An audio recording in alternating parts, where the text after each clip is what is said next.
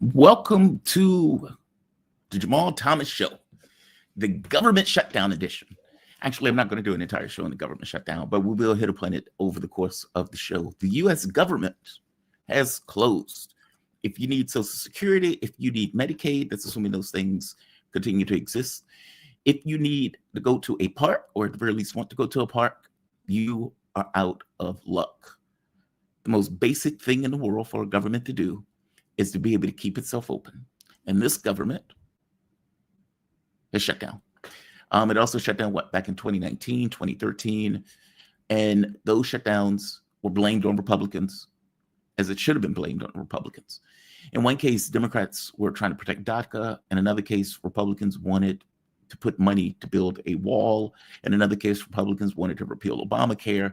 In this very specific case, Republicans have the House, Senate, presidency, Supreme Court, and the government shutdown.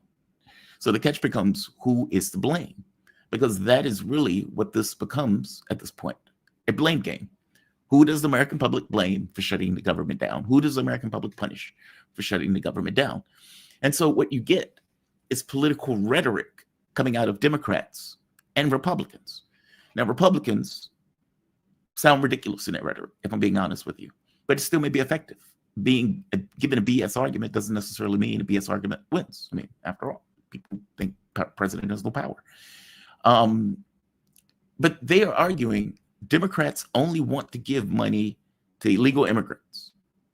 And they have went on megaphone after megaphone after megaphone, making that explicit argument. Democrats only want to give money to immigrants. Now, what this has to do with American, the ACA subsidies, the Affordable Care Act, the subsidies associated with it that would cut the costs of insurance. Now, and I guess there are two parts. Donald Trump has already changed the regulations and the way that is, what's the word I'm looking for, the specific word for it, but that the way it's accrued. So if you're getting the Affordable Care Act, you are already paying more as a result of Donald Trump's adjustment to it. The other case for it is there are about 22 million people who are getting these kind of extra subsidies associated with it. And those people, of course, will be thrown off the rolls if indeed, I think it goes up double if those subsidies stop, in which case they may not be able to afford healthcare. So this is what Democrats are fighting over and are effectively saying, we want to maintain the subsidies. We want to effectively ensure that people don't have to get thrown off the healthcare rolls. Now, Republicans take this and say, well, what you're doing is backing up illegal immigration by giving healthcare to illegal immigrants. It's nonsense, complete nonsense. But that's what they're running with. That's the argument they're making. Now, when Schumer and Jeffries, again, with the charisma of a damp rag, goes to have a conversation with Trump, they come out of that conversation, stand in front of the Capitol, and they say this. Let me see if I can find it. Because for all intents and purposes, Republicans are like, we're not budging on this. Democrats are like, we're not budging on this. And this seems to be the main thing or thrust of what Democrats are effectively arguing over. The public is going to have to decide who's at fault. Jeffries, Schumer come out, speak to the audience, and they say this. We might be able to get, look, guys, there's no way to sugarcoat it. Nobody likes Democrats anymore. We have no voters left because of all of our woke trans bullshit. Not even black people want to vote for us anymore. Even Latinos hate us. So we need new voters. And if we give all these illegal aliens free health care, we might be able to get them on our side so they can vote for us. They can't even speak English, so they won't realize we're just a bunch of woke pieces of shit, you know, at least for a while until they learn English and they realize they hate us. So this was the Democrats' response when they came out. That is so sad. That is so sad that that's what our country has come to. Obviously, that was a video that Donald Trump put out mocking Democrats in their position. One of the things that you should notice in that position, though, is the consistent argument. They're trying to give healthcare to illegal aliens. It doesn't matter if it's true. It is what they're effectively pushing. Your life and our lives are going to be made worse. It just is. If you're talking about the tariffs, if you're talking about the depreciation of the dollar, if you're talking about the attack on Medicaid, if you're talking about the closing down of Social Security centers, or at the very least the way that Social Security functions, all of these things are going to make our lives and are making our lives worse. I hate both of these groups. When Democrats get into power, it's not like they do anything substantial, meaning they're fighting over moderately lowering the value of healthcare, as opposed to an overarching deal to deal with the issue of healthcare. I hope you get my point. When you take power, it's not like you do anything real to satisfy those issues. It may be crumbs, but it's not something substantial to deal with the actual issue. And of course, Republicans take power. They just figure out, how do we give more money to the people who pay us, who ironically are the same people who pay Democrats to push crumbs. I hate both. And frankly, so should you. These arguments ring very hollow to me, and it makes me not care, ultimately. I do, but kind of not. I do in a sense that it's damaging and affecting people who need Social Security, need Medicare, who need a paycheck, et cetera, because all of those things are effectively going to stop when the government stops. By the same token, let's be honest, the people in the political positions don't care about us. They may leverage around trying to get American supports, kind of like people with a football team. But the football team only cares in so much as people watch. They have no control of what the football team actually does. I'm saying that the political parties are very similar. It's not that they care per se. It's not like your opinion affects what they actually do in real terms in regards to policy. But they will try to maneuver, and they will try to blame, and they will try to get you to take a side in that blame. Let's go to my guests. I am joined Tim Anderson. How you doing, Tim? You doing okay? Good evening, Jamal. Yeah, good here. Thanks. Yourself? I'm doing okay. It's just late. Later for you, so I can't complain. Tim Anderson, he's a writer and a nationalist, academic director of the Center for Counter-Hegemonic Studies. And you can find it on counterhegemonicstudies.site. Tim, thank you for joining me, man. I really appreciate it. So Donald Trump and Bibi Netanyahu get together in a room, a war criminal and its funder get into a room. It's almost like a sick joke. And they decide on a 20-point plan. Now, this 20-point plan goes after Palestinians. There's very little in this about Israel at all. All of this is Palestinians must do this. Palestinians must do that. We will do this. We will do that. No Palestinian has been consulted for this. And any notion of self-determination is out the window. They're effectively making a slave colony that they're trying to sell as a peace plan. All of these quisling vassal Arab Islamic states, or at the very least the leaders of these states, have agreed. The American Pope agreed, because he's an American Pope. European capitals, all of them agreed, and all of them came out saying, hey, this is a great idea. Let's do this. Let's just, wipe our hands. Let's do this. Let's call this today. Before we step further into this stuff, give me your take on the plan in and of itself. I mean, I'm calling it a plan, but it's basically an ultimatum. Give me your thoughts. Well, it's a trap, of course, but it's a clever trap, actually. In some ways, has some admirable elements to it. And I don't think that Trump thought it up himself, because, as someone has pointed out, Trump is losing his capacity to complete his thoughts. He used to be an articulate man, but he's lost that somehow. And anyway, the reason why I say that it doesn't seem to have been created by Trump is that there are some elements in this plan that look very enticing. It's talking about after Trump was complaining about other countries recognizing Palestine, all of a sudden he's talking about Palestine, where the Israelis are withdrawing their settlements and so on. So it looks like another version of the two-state solution, which, if you remember back a while ago, do you remember that there was Jared Kushner had this idea which Trump called the deal of the century, and pretty soon that was forgotten. And there was a new one in January 2020, I think, which was Trump's version of a two-state solution.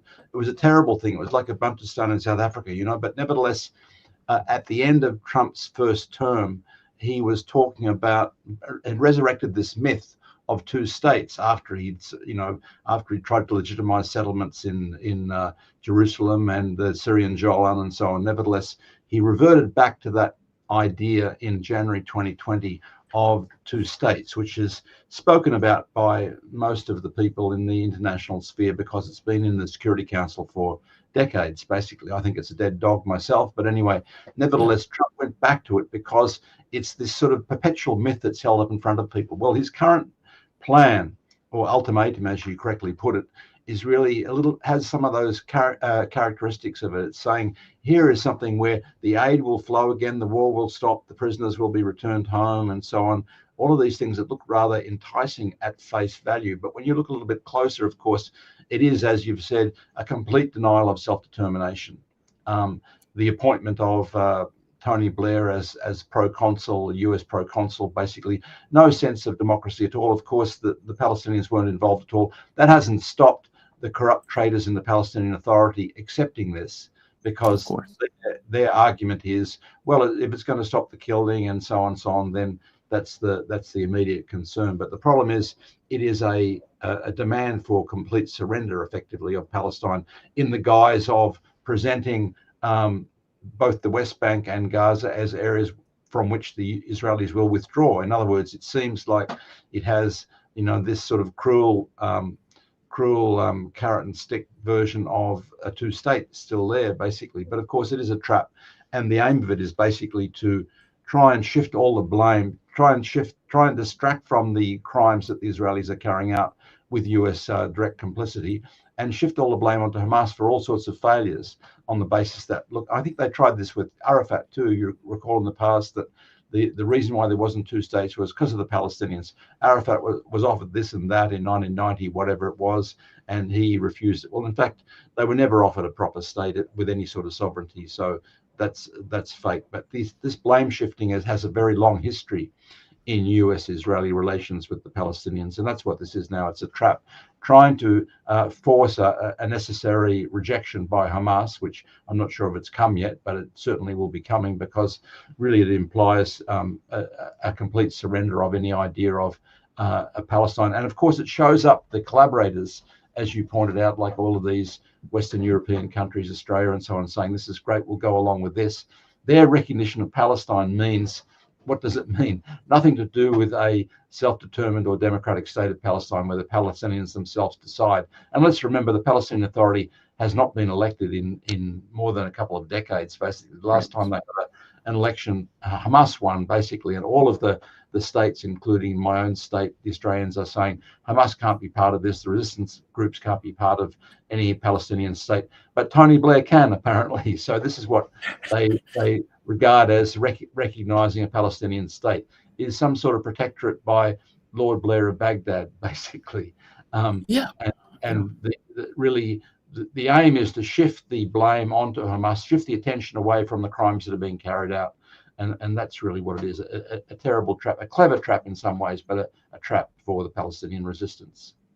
I agree. And there's no protections in it at all. And, if you look just back on, if you have the memory longer than a hamster, and you think back, every deal that Hamas was willing to accept, even going back to the Biden administration, by the way, Israel found a way to get rid of Matt Miller. That criminal, Matt Miller, even came out after Joe Biden's presidency failed. He was like, look, any deal that we tried to construct, Netanyahu effectively ended. But what did the U.S. do? At every instance that Israel would reject the deal, Hamas is at fault. If it wasn't for Hamas, we would have had a deal right now. Meaning, regardless of what Israel did, despite the fact that Israel will blow off the deal, they would always blame Hamas. And if you look at this, they've told us, Netanyahu and Trump have said, there's not going to be any sort of Palestinian state, autonomous Palestinian body. Now along comes this deal that suggests like there's some sort of autonomous Palestine involved in it. How can you believe it from people who've been telling us that and who've been attacking the other, people trying to sit on the fence and say, we want to recognize a Palestinian state. And now they're talking about effectively some sort of autonomous Palestinian body, which neither of them have shown any sign of respecting in recent months, recent years. Yeah. And Netanyahu, before even leaving, like even getting out of the United States, comes out and says this, and of course he says it in Hebrew. I'm going to play this clip and listen to what he says. In fact, I'll read it just because he's saying it in Hebrew, but I'll give the interpretation. Prime Minister, it was an excellent visit, beginning of the UN as well as ending in Washington. This is my fourth visit at Washington since President Trump took office. This is a historic visit. Instead of Hamas isolating us, we turned the tables and isolated Hamas.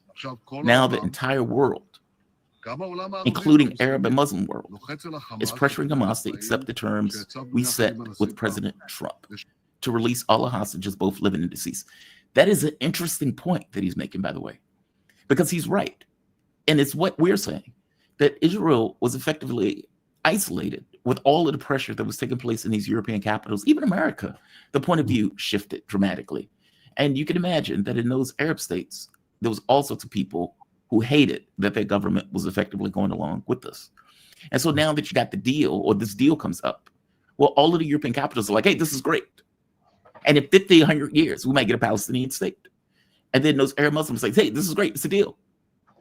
Meaning it's their way of trying to release pressure that has been building up as the world has been watching them murder innocent women and children, which is what he's pointing out here. Let's keep going. Looking for a way out, sure. He says, while the IDF remains in the strip, who would have believed this? After all the people constantly say, quote, you must accept Hamas's terms, get everyone out, the IDF should withdraw, Hamas can recover, and the IDF could withdraw, it can all rehabilitate the strip. He says, no way, on the contrary. President Trump, we refuse to give Israel full backing to complete. I'm screwed that up. On the contrary, he would give Israel full backing to complete the military operation and elimination of Hamas. This is why I think it was an excellent visit. And this is the key point. Absolutely not. It is not written in the agreement that we were strongly opposed a Palestinian state. President Trump also said it. He said it. He understands it. He said at the UN that it will be a huge reward for Hamas. So despite the fact that the deal, quote unquote, claims that at the end of all of this, there's a Palestinian state, A, he strongly points out there will be no Palestinian state. And B, the IDF is not going anywhere. They're going to remain in Gaza. That's right. And Trump and Netanyahu said this before the so-called deal, and they're saying it now. Netanyahu's saying it after, So clearly the message for the Palestinian resistance is that this is cynicism. It's a fiction. It doesn't mean anything. When they say, Hamas figures will be able to get, leave or get immunity or one thing or another, and Netanyahu saying we'll kill you. They know very well this is what they did in Qatar, wasn't it? He will have negotiations in Qatar, then the Israelis come and try to kill them in Qatar. So the record of Trump and Netanyahu is much the same, basically. And Netanyahu is, again, jubilant and emboldened by the fact that the Trump administration is letting him do anything that he wants, basically. And this is just a new trick to try and divert attention from the crimes that the Israelis have carried out. Unfortunately, a lot of regimes are falling for it because, as you say, they're looking for some pressure valve. They're looking for some alternative. They want some easy way out, basically. And so all of the weak characters in the Western governments that want to be aligned to the US and to the Israelis, but they're trying to find some other way. They've fallen for this one very quickly. I think people will forget this. In a month or two, people will forget this. But in the short term, it's going to distract a lot of attention, and in particular, attention away from the crimes that the Israelis are still carrying out today in Gaza and in the West Bank as well. Let's remember there's some serious ethnic cleansing going on in the West Bank. They've virtually cleared out Jenin. They're still trying to cleanse Hebron, Al-Khalil. So there are a lot of crimes being committed in the West Bank at the moment. And they want to get back to bombing Lebanon again. And you may have seen also that the Israeli troops have been capturing some of Jolani's gangs, so-called general security forces in Syria too. So they're trying to consolidate their hold on the south of Syria. In other words, Netanyahu is trying to get away with as much as he can while Trump is still there. Of course, the Israelis are always paranoid. They're always looking to see if there's going to be any change in Washington. But for now, Trump is this great gift to Netanyahu, who is basically creating the cover, the diplomatic cover, as well as providing the weapons and the money and the rest of it. The US is up to its neck. It was with Biden, but it's up to its neck in the crimes going on now. And this latest thing is another extension of that, basically. To make this even worse, or at the very least to make it even clearer in regards to what's happening right now, listen to what Netanyahu says about this, because I think this is one of the key points also. We make this argument that if Israel breaks the deal, the U.S. is not going to respond. The U.S. is only going to blame Hamas. That's what they've done in the past, and that's what they would do in this deal. Listen to what Netanyahu says. But if Hamas rejects your plan, Mr. President, or if they supposedly accept it and then basically do everything to counter it, then Israel will finish the job by itself. This can be done the easy way, or it can be done the hard way. I mean, imagine in the middle of murdering as many women, children, kids, starvation, imprisonment, and your response is, well, we will finish the job. That's amazing, right? Like, finish, what's the job that he's planning on finish? Murdering everybody who's there? Well, he said it before. He said it before, and I think Trump said it before too. Trump said, "Let him finish the job." I think it was one of the first things he said after taking office, basically. So these are repeated themes. This is the real message coming through, basically. In other words, the deal means nothing. It's a cover for doing what they've been doing for a long time, which the world is revolted at. The world is still revolted at it, really. But as you pointed out, these various weak regimes that are hanging on to the coattails of the US in virtually everything are giving some additional credibility to it, unfortunately. And that's why I say it's a very clever move by the Trump administration. I don't know who wrote it for him, but someone more clever and more articulate than Trump has done it. I've heard also that the media in the US is presenting this also in a very clever way, as though it's something that comes from Trump and not from Netanyahu, and that somehow or other Netanyahu is being reluctantly persuaded to accept it, basically. But of course, it was worked out with the full Israeli compliance. Yeah, agreed. So Hamas, or one of the Hamas officials, have apparently come out and said, we are going to reject this deal. Right here. Hamas officials tell BBC will reject Trump's ceasefire plan. Gaza leader signals mixed messages. Many other groups that were in Gaza have rejected the deal outright. This took place yesterday. People were waiting on what Hamas was going to effectively say about it. I mean, it almost, to me, doesn't matter what Hamas says about it. Even if they accept the deal, do they honestly believe that they would go through with this plan in any kind of honest, earnest way? And the idea that you're putting a war criminal, Tony Blair, Zionist, Donald Trump, who funded this genocide, on some kind of body over top of the Gazans is outrageous. It's just outrageous. Well, there's no question of the resistance groups in Gaza or anywhere in Palestine accepting the deal, despite what the Palestinian Authority is saying. As I pointed out, no one elected the Palestinian Authority, not in recent decades, basically. They don't speak for the Palestinian people. Most Palestinian people, over 80%, want Mahmoud Abbas to resign. They've said that in polls, in recent years, basically. So unfortunately, there's this illusion, which, of course, the Palestinian Authority was committed to this idea of two states too. But they're giving some additional credence to this deal now. But what you've just showed Netanyahu saying is the clear message that they want complete surrender. If not, they're going to keep doing what they've been doing for the last 2 years. And that means the only option is surrender or keep resisting. Are you going to keep resisting the people that are killing your family, your community around you? Of course, they'll keep resisting. And the allies in the region, importantly, will keep supporting them. In Yemen, they will keep supporting them. In Iran, they will keep supporting them. The resistance in Iraq will keep supporting them. And the resistance in Lebanon, which is being reconstructed, will keep supporting them too. What do you think happens with this? I mean, obviously, the European capitals are jumping in because they're trying to say, hey, we have a deal. And if and when Hamas turns this deal down, that they could say, oh, see, the bad Hamas turned it down. But will the publics in those European capitals accept the leadership? I mean, obviously, the leadership in Europe is for this genocide. They've been for it the entire way through. Their issue is the pressure that they're getting from the public on this, in which case they're like, oh, this is impolite when you murder a starving baby. Will the public in Europe accept this? Because some of the European regimes had shifted slightly, but genuinely it seems, because the rhetoric was turning into action when it comes to Spain, when it comes to Slovenia, when it comes to some of the other European islands, some of the other European powers. They've sent some of their naval ships with the flotilla that's still making its way towards Gaza. So that sort of pressure has been important in Europe. So it will confuse people. Many of the European regimes will reach out to it, but it will confuse people temporarily. But they'll see very quickly that the Israelis are doing the same thing they've been doing for 2 years. Unfortunately, it's going to mean a lot more lives, as we know that, in the order of several dozen people are being killed every day in Gaza, and that hasn't changed. Yeah, that's unfortunate. It's just deeply unfortunate.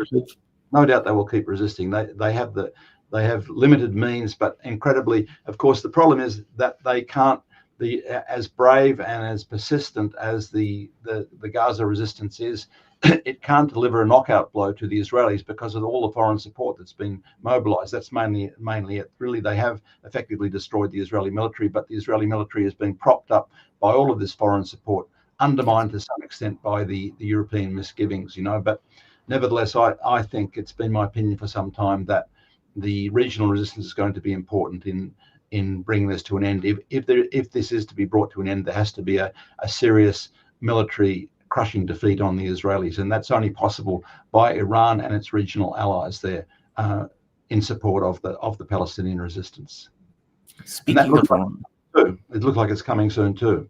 That's what I was going to say. Speaking of Iran, so the United States has been moving huge military assets into Al Udeid's base in Qatar, and apparently there have been like 10 tankers or something like that, effectively something similar that was taking place when they attacked Iran the first time around. I'm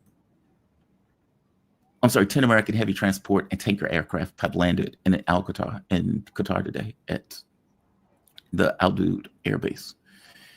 What do you think is going on with this? Because two things are happening at once. In one sense, you have what seems to be a buildup near Venezuela, and newspapers coming out, I think it was the New York Times, that talked about Marco Rubio working with some of the collaborators and traders in Venezuela in order to try to overthrow the Maduro government with U.S. military force, basically in the Caribbean, assisting in some way. And then simultaneously, you have tankers landing in Qatar. And the only reason those tankers will be in Qatar is if you're trying to have an attack on something. That something most likely is Iran. And you can see like one step after the next. You get the EU putting snapback sanctions, Iran following through, effectively saying we're no longer going to work with the IAEA. The non-proliferation treaty is potentially going to be shot in the face, considering they have no reason to attend to it, considering the snapback sanctions that are in place. And of course, the US and Israel are going to use that as a pretext, which is not a pretext at all. The US has no right to attack any random country unprovoked, but they very well may allow their animal, Israel, to do it, and then have the backing where they would get involved if anything goes wrong once again. Give me a take on this. Give me a breakdown of this, because doesn't Iran have a justification to pre-attack those forces that are effectively building up? I know they're not going to do that. They tend to wait for these things. But A, don't they have a justification to do it? And B, what do you think is effectively taking place now? Do you think Israel is effectively lining up for an attack on Iran with U.S. backing? Look, the president of Iran said recently there's certainly going to be another Israeli attack. They know that's going to happen.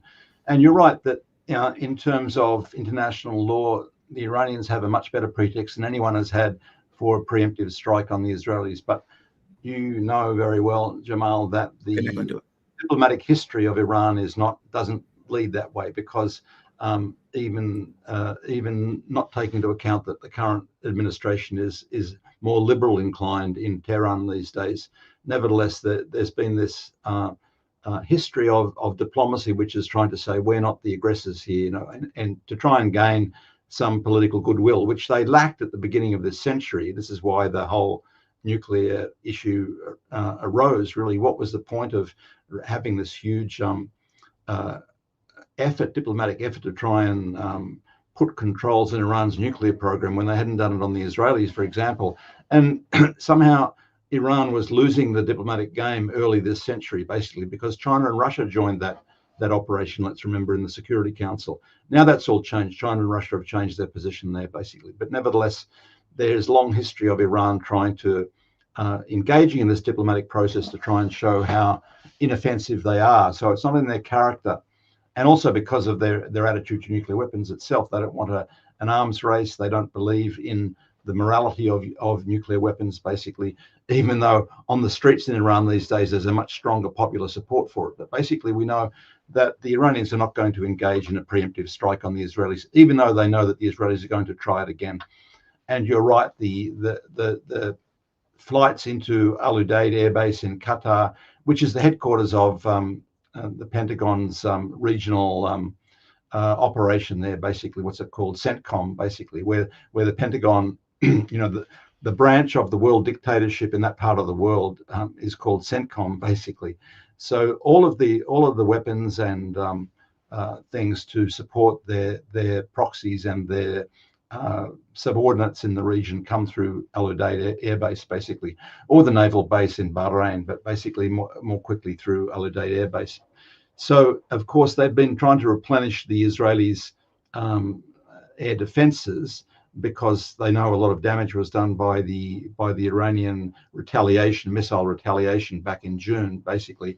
And there's a big problem there because the US the capacity to produce the THAAD, the high altitude air defenses, is not been enough, not been able to meet the demand of the Israelis. Apparently, they used 100 of those, costing something like $1 million each back in June, and they're only producing about a dozen a year. So, but nevertheless, they're trying to replenish those sorts of defenses. And of course, the added complication of attacking Qatar was that seems to have slowed them down in their plans to attack Iran. But it's coming, and the Iranians know it's coming, basically. And the Iranians have been preparing for it too. They've stocked up on air defenses and some fighter jets, apparently. China has been providing some significant material support to Iran, and Iran has been developing its own domestic indigenous capacity in terms of the, what do you call it, the arsenal that they have to defend themselves and to retaliate.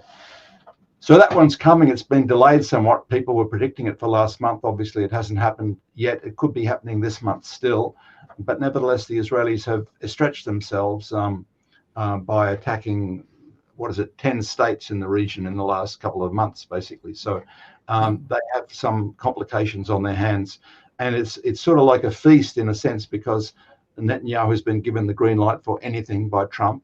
And that's why Netanyahu is so jubilant, so emboldened, so thinking that he's going to do anything that he wants in terms of Lebanon, in terms of Syria, in terms of Iraq. Some of the Israelis have been talking about attacking Turkey now, because there's this argument that when they finish with Iran, then the opposing Islamic force, the Muslim Brotherhood in Qatar and Turkey will be the next port of call. So they're talking in very ambitious terms these days, and about the Greater Israel in much more open terms than they have for some decades. Basically, they were hiding that, for quite some time, and now they're talking openly about their much greater ambitions across the Arabian Peninsula, across Syria, and so on.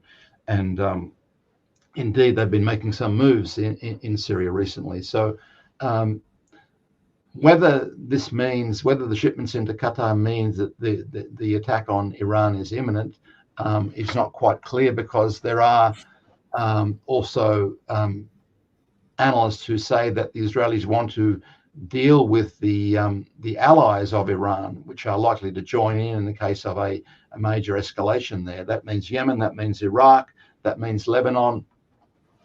No longer Syria, of course, because Syria is no longer part of that axis, basically. But nevertheless, it remains to be seen if the Israelis want to try and take another attack on a rearming Hezbollah in Lebanon, or on the resistance forces in Iraq, or on the Ansar Allah movement in Yemen, which they've been quite unsuccessful so far in depleting their capacity to carry out attacks. The Yemenis are still carrying out almost daily attacks on Israeli assets in occupied Palestine, in Eilat port, and so on.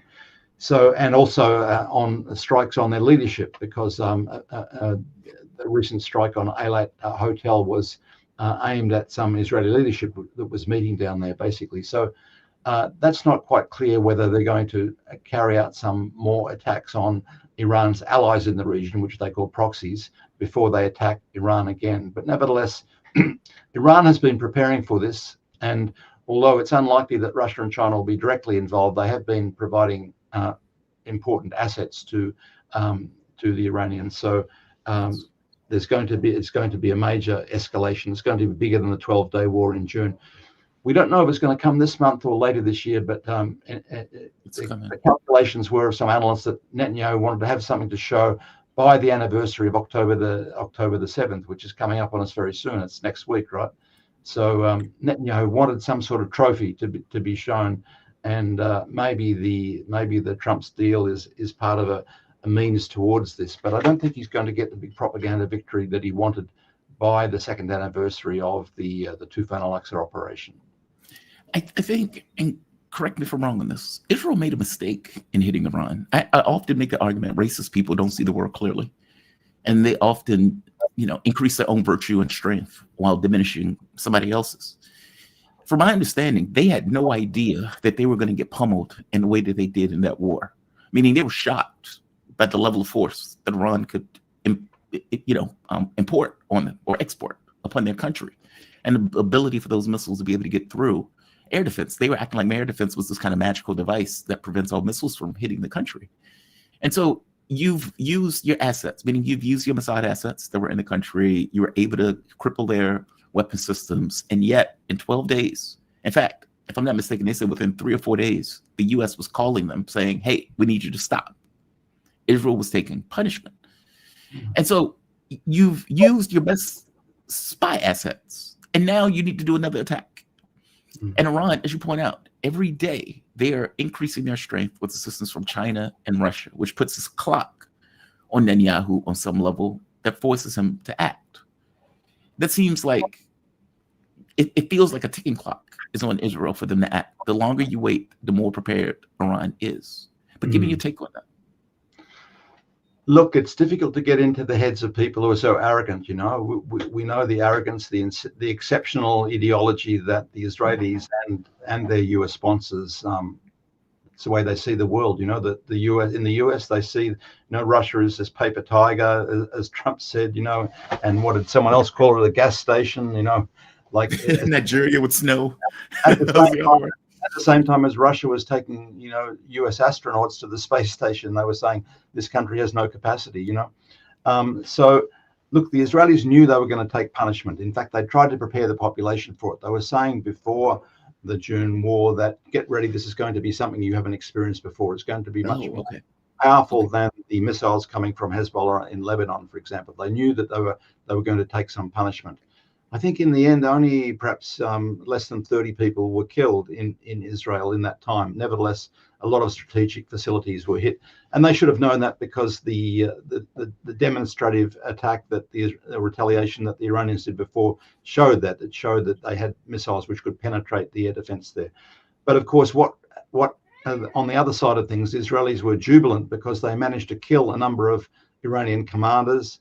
They managed to attack Iran directly for the first time, and they managed to incite Trump to, the way they saw it, to join in with them, even though it may have been Trump simply saving them at the end of those 12 days, basically. But they were saying to themselves, they were trying to convince themselves that they'd won in an operation, despite the damage, despite the fact that you can see a lot of, despite the censorship, you still see a lot of those facilities that were damaged, a lot of residential areas that were always also damaged, because, of course, most of the Israeli military is in the middle of residential areas in parts of occupied Palestine there. So somehow or other, they convinced themselves that they won in that exchange, even though they knew they were going to take some punishment. And of course, the urgency that they're placing on this, they know that the more that they, as time goes on, that the Iranians are going to improve their systems, that they've improved their satellite systems. They're using some Chinese satellite systems now. They're improving they've got a combination of air defenses which are important, and even though the Israelis get an advantage by striking at the time that they choose and carrying out a surprise attack, You know, when I was in Tehran last month and they took us to show the houses of these scientists that had been attacked, and they knew where they were. They'd attacked them quite precisely, but of course they'd killed all of their families. They'd killed many neighbors in most cases. They'd destroyed a whole building and killed a dozen neighbors next door, behind them, and so on. So it was a brutal, it was precise in some ways, but very brutal and very disregarding civilians, because when they attacked those scientists and those commanders, they lived in apartment blocks where there were hundreds of other people there. When they killed Hassan Nasrallah in Lebanon, they killed hundreds of people in those buildings that they demolished, those high-rise buildings in southern Beirut. You know, so they're callous and brutal, vicious characters, these Israelis. But the arrogance led them to believe that they'd won in that exchange in some way. They'd achieved certain objectives, things that they hadn't done before, basically. But the Iranians saw it differently. Even though there were over 1,000 Iranians killed, nevertheless, the Iranians were, in many respects, encouraged by the fact that towards the end of those 12 days, many more of their missiles were getting through, and they knew that the Iranian military was progressively using better and better versions of their missiles. In other words, they were sending through their old technology first to see how the air defense, and the air defense of the Israelis included virtually all of the allied Arab states and many of the European states helping them. You know, Jordan, the Saudis were helping them. So effectively, it was the best that NATO had to offer in terms of bring down the Iranian missiles. But nevertheless, a lot more were getting through in the last few days than in the first few days, basically. So the Iranians learned a lot, and the Iranians demonstrated quite a lot from that operation. But nevertheless, the arrogance of the Israelis led them to think that, well, they achieved some of their objectives, and they know.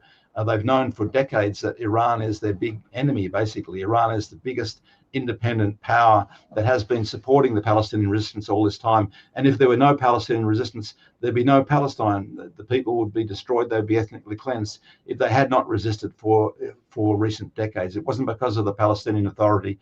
It was because of all of those resistance groups. And in Gaza, the most important resistance group is Hamas, but there's at least half a dozen of them that are still bravely carrying out operations to defend their communities, to defend their families, to defend their nation, basically.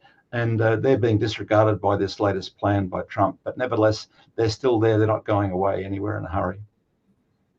I think what was pretty amazing was the clarity that if it wasn't for Jordan, Saudi Arabia, the United States, France, Britain, that Israel at this point probably wouldn't exist. Yeah. I mean, it took the help of all of those nations to effectively stop a percentage of what Iran was throwing at Israel. Israel couldn't do it on its own. It was rather astonishing to watch, actually. And yeah, I agree with you. In their minds, we obviously won this. We obviously succeeded in whatever we were trying to accomplish. I think what they miss, though, is that any weakness that Iran has been able to see as weakness in clear terms. And they seem to be trying to deal with those weaknesses, whether it's the pushing various people out the country that they thought were working with Israel, whether it's working with China and Russia more closely for like air defense, or for that matter, getting planes, even though it takes a while for people to learn how to use those planes. It's the fact that they were like, we need to be able to cover our skies. We need to be able to get rid of spies and Mossad. We need to be able to do X and Y. And all of that stuff was made clear during that strike. I guess my thought is, do you see this as a tipping clock? Were brought together, you know, because there are real divisions within Iran about how to deal with the West and how to deal with the nuclear issue and so on. And the current administration was not at the forefront of the boldest of those factions, basically. But nevertheless, after the Israelis attacked in June, I was in Tehran earlier last month, and I was being told the people came together so strongly. Once the Israelis attacked them, they came together so strongly. Even some of the monarchists in Iran, and the monarchists are all Zionists because, you know, the crown prince or whatever he's called is a Zionist himself and married into Jewish Zionist families. Even some of the monarchists were cheering the retaliatory missiles going back to Israel after that. So the history of that is an interesting history, because there are real divisions. And indeed, when in changes of government in Iran, there's greater changes that happen than in most Western countries, really, because there are significant differences between what they call the principalists, or what the West calls hardliners, and the liberals or the reformers, who have a lot of illusions about re-engaging with the Western world, basically. But they were shown what re-engagement means, basically, back in June, and with the Trumps joining in to bomb directly while he was still supposedly engaged in some indirect negotiations with the Iranians. And now the attack on Qatar also shows that this is the character of the negotiations that the Trump administration and the Israelis do. So the Iranian people are really behind a more full-bodied response to the Israelis than they were at any time in the past. There's no doubt about that. And of course, there's also this very strong popular movement in support of getting nuclear weapons, even though the Iranian government is still announces publicly that they're against it, basically. So the Iranian public opinion has come together very strongly. There's a great deal of unity in the country, such that there hasn't been for quite a long time, really. And that's an important asset for any Iranian government to have. The wildest thing that I saw during that 12-day war was this Iranian woman, very attractive, hair flowing in the wind. Like you can imagine, this woman is a liberal. And she's like, why don't we have a bomb? It's like, whoa, right? Like, that's a sea change. Like, that's not, usually that woman would have been complaining about the government. But in this case, she's like, we need a bomb. Who have been against the government, but they're actually rallying to the government, at least rallying in support of the nation.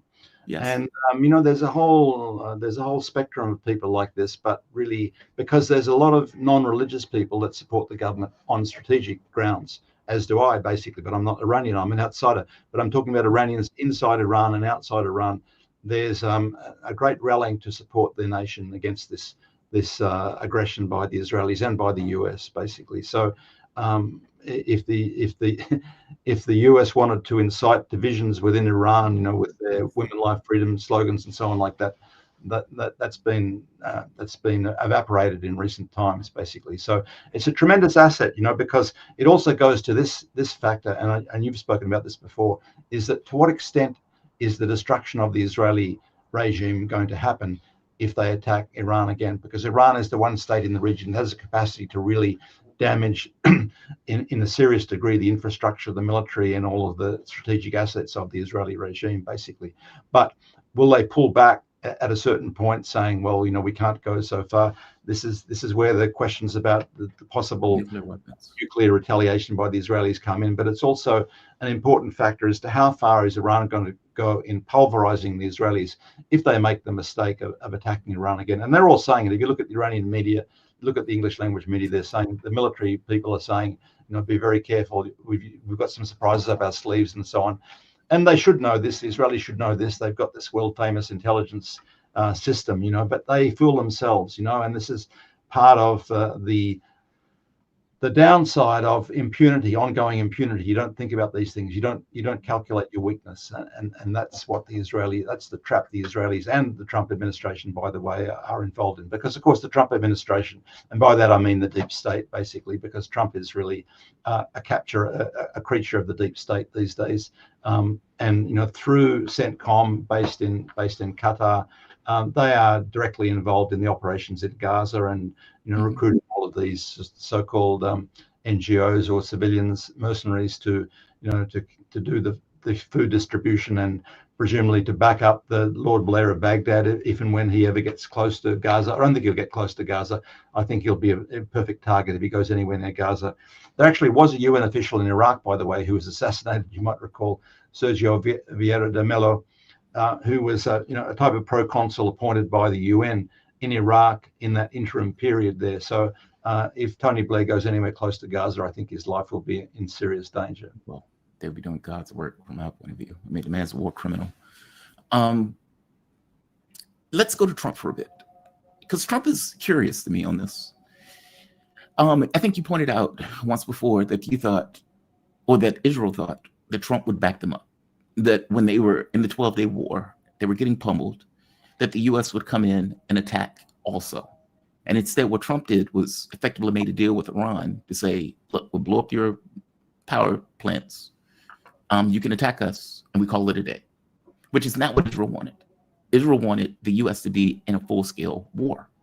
Yeah. So what do you make of it this time around? I mean, like, for one, what do you make of that? That Trump didn't go further in? Because I got to be honest, I got that wrong. I thought that Israel will attack, Iran will respond, it would give the U.S. a pretext to get further into the war. The U.S. will escalate, in which case Iran will escalate. Meaning I thought this was an escalatory ladder that was initiated, that you kind of force Iran to get on. But Trump took the first path out of that conflict. He didn't seem to want this kind of larger war. And even at the end of it, he was like, all right, everything's done. Everybody's good. Call it a day. All of the material are gone. Meaning he took a perspective that this is over with. Israel took a perspective of, well, obviously they still have nuclear material. We have to keep going. There was a divergence in the way that they were talking about it. Yeah.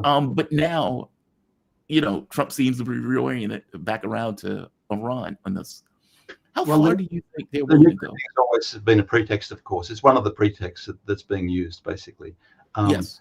But I think at this stage we have to consider that Trump is clearly being advised by some people who are insane, the deep state in the US, and people who are smarter and more articulate than Trump in many respects, because this 20-point deal is a very clever trap, and it's trying to buy them some time, basically. By the time the confusion, by the time the fog lifts around the rejection of this plan, they'll have bought a little bit of time to carry out more of those crimes, basically. But the idea that they can buy time, the idea that there are certain levels of violence which are going to be tolerated by the Iranians to a point where, and also the Iranians have always been very cautious about striking back at the US. You recall when Trump assassinated Soleimani and Mohandas, the national heroes of Iran and Iraq, people who we're not allowed to talk about on social media now because they're dangerous people. They're more dangerous when they were alive. But after that happened, the Iranians were very careful. They gave the US warning. They struck that base in Iraq, that Ain al-Assad, with some very heavy missiles, but they evacuated the people. And at first, Trump said there were no casualties. Later on, apparently, a lot of concussion happened from even people who were sheltering from those missiles. But it was meant to be a demonstrative attack, basically. But the Iranians gave the US a chance to retreat, because if there had been hundreds of US casualties, probably there would have been more foment in the US to try and retaliate against Iraq. But nevertheless, Iraq called that a day after that retaliation there too. They did the same thing when they hit Al Udeid Air Base after the US bombing of the nuclear sites, which was ineffectual according to the Iranians, and Trump claimed it was devastating. But anyway, that whole nuclear thing is just a pretext for doing what they're doing now, basically. But you're right that the great fear in any conflict, really, but in this particular one, is that at a certain stage, and I think the key factor here is what amount of damage is the Israeli regime going to take before the US steps in to save it again, because Trump saved them in June, but the Iranians will do more damage this next time. They will protect themselves a little bit better, but they'll also exhaust the Israeli air defense quicker. They'll start destroying more infrastructure. At what stage is, if the whole Israeli regime is at some serious existential risk, is Trump going to then escalate further? That's one of the unknown factors here. And Iranians are preparing for it, because they've known for decades that they have to be prepared for this type of escalation. But it's not clear yet who is calling the shots in the US. I don't think it's Trump, really. I think Trump is shown himself to be in the early stages of dementia. He's not really finishing his sentences. He's not able to complete thoughts, basically. You've gone from one demented president to another. Unfortunately, it's embarrassing for the US in many respects. But someone else who's clearer and more articulate are presenting these options to Trump, and so Trump is effectively carrying out some sort of deep strategy here. But still, the burden falls on those people to decide at what stage and what level of escalation is going to be acceptable. And it's a difficult thing, because the problem with escalation is no one really knows how far it's going to go, basically. That's the great danger of it, that no one really wants escalation, because you don't know how far it's going to go, who else it's going to draw in, basically. And that includes the nuclear option, basically. Is there any is there any potential for escalation if they go further down that track? That's not really clear. Iran is a big country. They can't destroy it in one hit. They can't destroy it with missiles. The Israelis are much more vulnerable in that respect now that we know that the Iranians have these very precise, hard-hitting missiles. So they don't need nuclear weapons, but they have one-ton missiles that can be very precise, and they've got thousands of them, and they can't destroy them even in a nuclear strike, because you have this very big mountainous country with massive tunnel operations where they can't knock it out in one. They can't knock it out in Yemen either, and Yemen doesn't have the capacity that Iran has, but nevertheless, the Yemenis have learned from Iran to bury their important missile assets, and the level of intelligence has been quite poor on the part of the Israelis. They've been killing people, they've been hitting petrol stations, they've been blowing up some things, but they haven't really made a serious dent in the capacity of the Yemenis to retaliate with their missiles, and the Yemenis have been stepping that up too. So I think the same thing with the Iranians. They can't knock it out in one hit, even with bunker buster bombs and so on, even with nuclear weapons, if they make the mistake of going down that track. And there must be people in the deep state in the US still worried about the potential of escalation, depending on how far they push Iran. I guess my concern is that Israel would be I firmly believe that Israel would be willing to use nukes. That I don't get the sense that a man that's been committing genocide for all of this time is willing to back away from using nukes. And Colonel Wilkerson, when he was on the show, he pointed out there's a rumor that Netanyahu went to Trump and said, "Look, we're about to use nukes. This is what we're going to do." And Trump says, "No, don't do that. We'll get involved." And that was when the United States was effectively goaded into going in to attack, to try to effectively save its colony. I don't doubt, and correct me if I'm wrong, that Netanyahu would use nukes. And on some level, is that what he's banking on? That either A, the US will get involved, or B, we have the nuclear option at the very end, the Samson option, that we're willing to go with, worst come to worst. Look, this is part of psychological warfare also, of course, that they've been engaged in. They want the world to think that they're crazy enough to do this and to risk anything. I don't think the Samson option, which is, by the way, for the benefit of your listeners who don't know about it, it's the idea that you will, if you're going to go down, you'll take down the world with you, basically. You'll bring down the temple on everyone else as well as yourself. The Israelis actually, although they've spoken about that in the past, they haven't practiced that really. They've been very careful about trying to protect their own people, really. I think Hassan Nasrallah in Lebanon used to make fun of them that they couldn't advance in South Lebanon without having helicopters above and ambulances behind, to pick up the pieces, basically. So they haven't really been, they've been very vulnerable to damage. When they were defeated in Lebanon in 2006, they had casualties. They had hundreds of casualties, but the Lebanese had many, many more casualties, basically. But they couldn't tolerate hundreds of deaths, basically. They have a very low tolerance for their own people being killed. So, for better or for worse. So I don't think have a small military, right? I mean, they only have 8 million people. The number of people that could be in the military is going to be limited, which limits their capacity. They have many thousands who are disabled now as a result of the war in Gaza too, and to some extent the war in the north, basically. So they have a large disabled population of veterans, basically, but they're not going to be. I don't believe they may talk this way to make people fear them, but I don't think they can tolerate very high level of casualties. And the Iranians have been so careful in terms of not targeting civilians, despite what the Israelis say. The Israelis suffered like less than 30 deaths, and they were claiming that the Iranians were targeting civilian areas, while more than 1,000 Iranians were killed, most of them civilians. So I think the Iranians were careful about that. But in this next round, I think many more Israelis are going to be killed, and there's going to be some way in which the Israeli regime is going to try and stop that. It won't be able to tolerate very large numbers of casualties, I don't think. I think that the psychological aspect of this, I mean, if you have a nuclear weapon, you want other people to be afraid of you, basically. That's why such a lot of the Iranian population now wants the Iranian government to have a nuclear weapon against the resistance by the government, basically, because they want the Israelis to fear them, basically. And the Israelis, of course, want the Iranians to fear them. But the Iranians have shown that they've got targeted weapons they can use, and they can use them almost to exhaustion. Basically, we don't know how many thousands they've got, but they have thousands of them.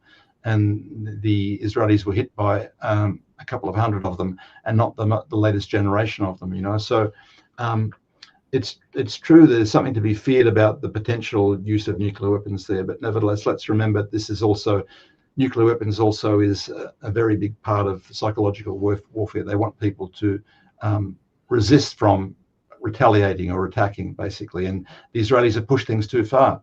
Everyone in Iran is behind the Iranian government, giving the Israelis everything they've got at this stage, and everything they've got is going to cause an awful lot of damage to the Israelis. I don't know whether they can. Can I get one more question in? And this one is on Lebanon. You pointed out earlier in the conversation that you're not sure if they're going to try to go after Lebanon and Iraq first. Going after Iraq would be pretty wild. I haven't heard any attacks that took place on Iraq for God knows how long. I mean, correct me if I'm wrong, and it could have just been outside of my vision field. Lebanon, yes. But from my understanding, what they were trying to do to Lebanon is to get the U.S. to be able to provoke a civil war in Lebanon, but that doesn't seem to be coming to fruition. That's failed, basically, because although they had a traitorous prime minister, Nawaf Salam, in Lebanon, who tried to enforce the disarmament of the resistance, and when I say the resistance, Hezbollah and its allies that actually fought the Israeli attempt to invade, and not the Lebanese army, even though they coordinate with the Lebanese army. But the Lebanese army itself, which is under the tutelage of the US, has never fired a shot in anger at the Israelis, basically. But nevertheless, there's been a good relationship between the resistance groups and the army.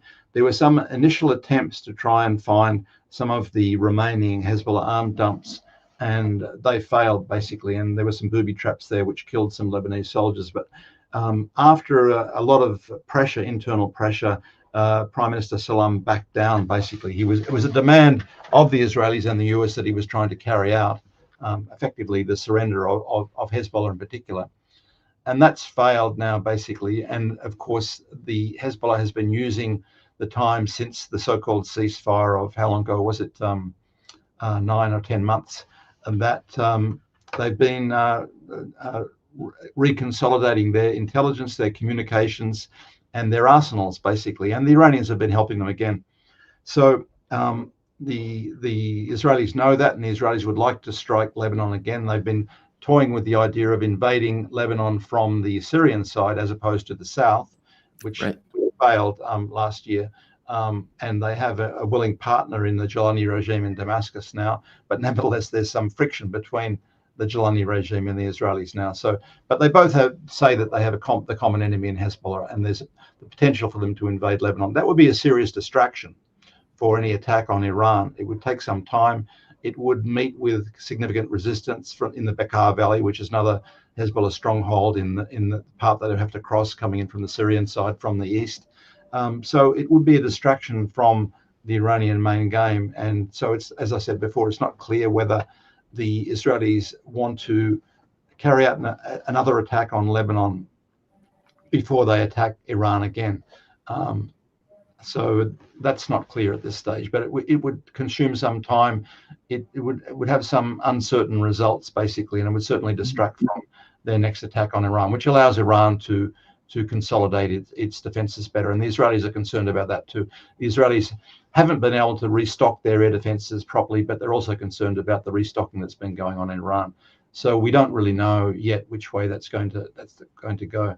In terms of Iraq, you may recall there were Iraqi attacks on Haifa and on some of the ports in the Israeli entity during the Gaza war in the last 2 years, basically. And the Israelis in the past have attacked some of the Iraqi groups. Some of the resistance groups in Iraq, supported by Iran, are within the government, and some of them outside the government. The ones outside the government have been attacking US bases from time to time, both in Iraq and in Syria. So that's another factor there that the US and the Israelis together have to consider. They're important allies for Iran in any wider regional war that breaks out. So the Israelis and the US are aware that they're going to have to suffer some flack coming from Iraq as well. Wow. Tim, fantastic breakdown as always, man. Thank you for this. I really do appreciate it. I know it's late there. I always feel bad when I ask you on because I know how late it is in Australia, but I do appreciate every time you come on. I really do. Tim Anderson, He is a writer and nationalist academic, director for Center for Counter-Hegemonic Studies. You can find him on counterhegemonicstudies.site. That's online. Tim, you have a good night, man. Thank you for this. You too. Bye-bye. All right. Tim Anderson, he has given a fantastic breakdown. I just got word that Ted is not going to be able to come on. That sucks massively. He did apologize for it. He did give me a heads up, just kind of at the last minute. One thing, he hopefully, though, he may be able to come on a little bit earlier. At least I'm hoping he would be. One thing I want to hit is Hegseth's speech. The speech was rather amazing. I don't mean that in a positive way. When he left, everybody was stone cold silent. It went over like somebody farted in an elevator. It was an astonishing, childish speech. The Donald Trump also apparently showed up, and he gave his 2 cents in addition to Hegseth. I'm going to show a few of these clips because we have the 8 o'clock hour. And unfortunately, we now have part of the 9 o'clock hour. Jim Jatras will be joining us at 9:30, but I think we're going to have to carry it until then. So this is, let's see, let's go to Trump first. But actually, we need to talk about the government shutdown. I was going to talk about that with Ted, but since he's not coming on, we should talk about it either way. I hate all of these people. I hate all of these people. I want to put that out there first. I'm putting that out there because this is not a situation where you have a government that cares about the population, that works towards the best objectives for the population, that fights and passes legislation about what is in the best interest of America, what is in the best interest for America in regards to the military, what is in the best interest for domestic policy, how do we ensure that healthcare costs are low, how do we ensure that people can function and get along in our society. That has nothing to do with their minds. How can we give more money to the rich? How do we do that? And if you're Democrats, how do we give more money to the rich? But crumbs to make us look as if we are least worse in this selection process. That was Kamala Harris's entire campaign, right? I'm least worse. You should vote for me. That sucks as a means of operating government. What happens in real terms is when Democrats get elected, the least worst thing means that nothing really changes. Republicans get in, they change stuff with their mindset of how to become better capitalists. How do we get more money to the rich? How do we take more money from the pockets of Americans? How do we make healthcare more expensive, transportation more expensive? How do we make people's lives more miserable, except for the people who give us money in our campaign donations? And there will be a contingent of poor whites who would still vote for them, despite the fact that their lives are getting worse. So you can see the dynamic at play. You have a country that gets progressively worse because one political party keeps things the same. And when the other political party gets in, they try to accomplish their objectives. And they often do. You have a least worse political party versus a party that is an activist in regards to their political objectives. You have a country that gets progressively more expensive, progressively worse, and more difficult and more desperate for the people that are living in it. Look at the death tolls. The United States dies earlier than countries like Europe. And you could say, well, that's because they have universal health care. So what? It still happens. And I'm saying the fact that it happens here doesn't have to happen if you have other industrialized countries that are on a similar scale where it's not happening. We don't care. The things we put in our food, the things we put in our water, we don't care. If it makes somebody's profit, we'll do it, and we'll consistently do it. I'm saying I've become hateful of both of these political parties because despite the rancor that's taken place over, it's your fault the government shut down. No, it's your fault the government shut down. You're trying to give health care to illegal immigrants. No, we're trying to keep health care for 22 million Americans. When it all boils down, regardless of whose individual fault it is that the government is shutting down currently, at its roots, the American public doesn't matter. Not to them. It could matter, meaning you could have movements in the country. You could have a huge exertion of public force that pushes the political branch into a particular way, one or the other, or start burning shit down when the political branch ignores it. But that's not really what happens. That's not really what is taking place right now. And so what you have are two political parties trying to blame one another for the shutdown. As I pointed out, the Republicans have the House, Senate, presidency, and Supreme Court. If they can't make a throwaway deal with Democrats to say, well, fine, we'll give you your 22 million people health care. What does it matter? We're cutting Medicaid. We're cutting SNAP. We're increasing the costs in regards to tariffs. We're depreciating the value of the dollar. We're probably going to go into a recession. So yeah, we're getting what we want. So take care of benefits. But that's not what they're doing. They're fighting tooth and nail to kick 22 million people off the healthcare rolls, which is pretty astonishing considering all of the other gains that they've been able to get. This is Trump, who's effectively saying, hey man, if you shut the government down, I'm going to lay off more people. Now, again, this is a pretty amazing statement. During Doge, they fired, hundreds of thousands of people off the federal rolls. So who else are you now firing when you get the opportunity to do so because the government is shut down? This is Trump being asked by a reporter, hey man, you say you're going to throw people off their jobs. I thought Doge already did that. Thank you very much, Lynn. Okay, any questions, please? Mr. President, as we inch closer to a government shutdown this morning, you said you might do a lot of layoffs. If Doge is already reducing the federal workforce, why is it necessary to link more federal jobs cut to a shutdown? Well, the Democrats want to shut it down. So when you shut it down, you have to do layoffs. So we'd be laying off a lot of people that are going to be very affected. And the Democrats, they're going to be Democrats.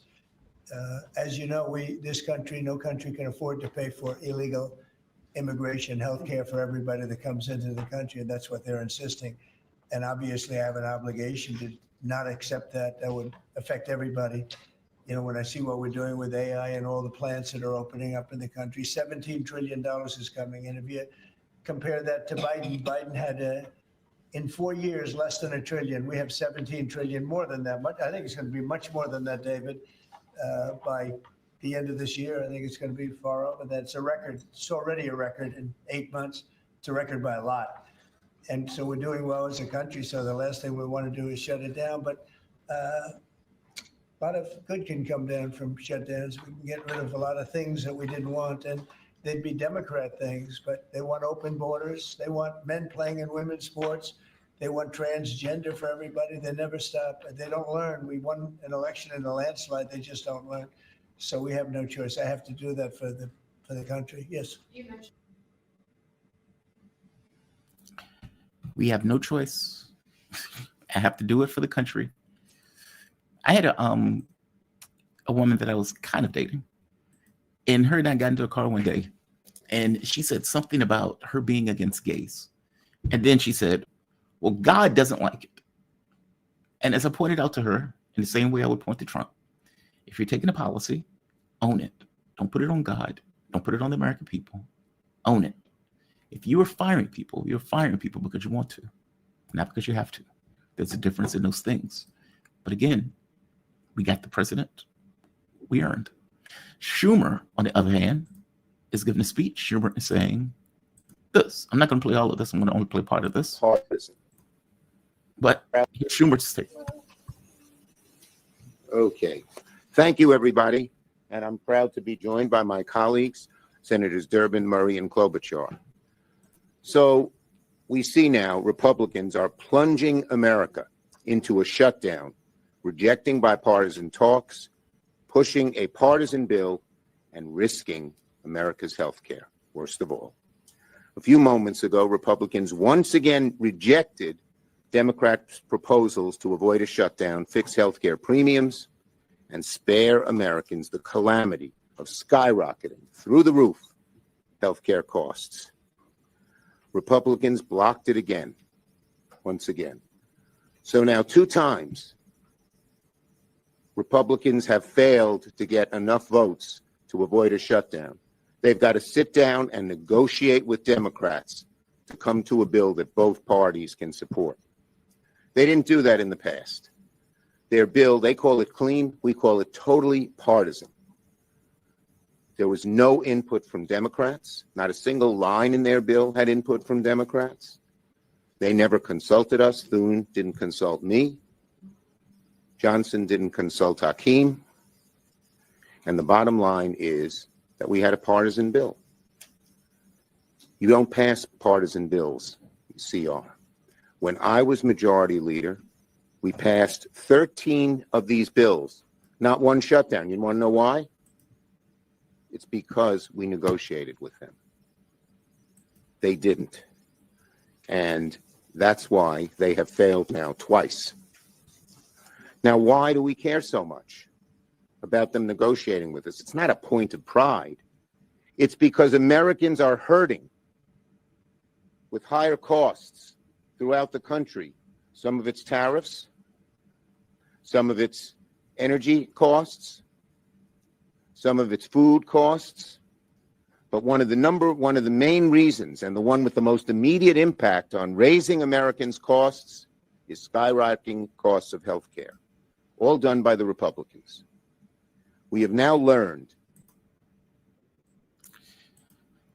Look, you could not blame it all on Republicans. Obamacare was passed by Obama and the other Democrats.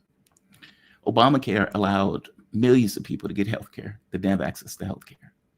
But it was an imperfect device. You effectively were using private insurers who were trying to maximize their profit off of cancer, AIDS, and broken bones to do what they were attempting to do with a modicum of oversight in the way that those companies, let's say, were leveraging that healthcare. The fact that the cost and everything went up, yes, you may say the Republicans were intimately involved in trying to increase those costs. That is fair enough. But you created the device itself. This wasn't, universal health care. This wasn't government-run health care in a sense, kind of like a VA or something similar to the VA, meaning you didn't have a public option. You allowed private insurers to remain in our healthcare system. Full stop. You may say Republicans are at fault, but so are you. This is why I hate both. Like, this is not like you go to another country, let's say like China, when we were talking to the guy about China, and it was like, hey, how much is it if you get hospitalized? He says, yeah, we spent about $100 when my wife was in the hospital for 2 weeks. It's not that. It's not even Europe, where that stuff is taken out of your taxes. It's not even, some of these other countries where the cost is much cheaper. We pay an astronomical amount for healthcare, whether it's a Democrat in office or whether it's a Republican in office. I hope you get my point. Schumer is arguing specifics that are temporally now, as opposed to the overall context where we are paying more for healthcare than any other nation on earth, and we don't get better outcomes. You could say Obamacare was helpful, yes, but this was the system that was enshrined under Obama. Just saying.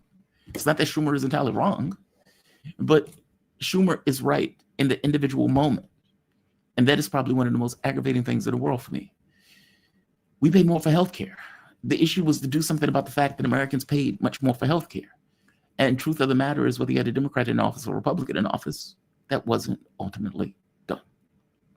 It just wasn't done. So, but I guess that's a moot point. What is less of a moot point, and what Democrats and Republicans are effectively fighting over, is who's going to get blamed.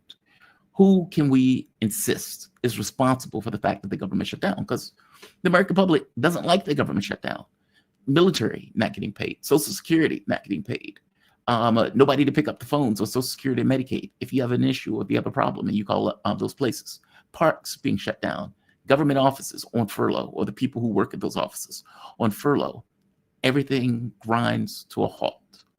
And for all of the people complaining, keep your hands off of my Social Security, basically keep your hands off my health care. And they're talking about keep your government hands off my health care, and the health care they're talking about, Social Security. They still feel some kind of way about it. They feel some kind of way about it. Looking at polling on this, this is the way it breaks, or the way it broke in September. That could change while it's shut down.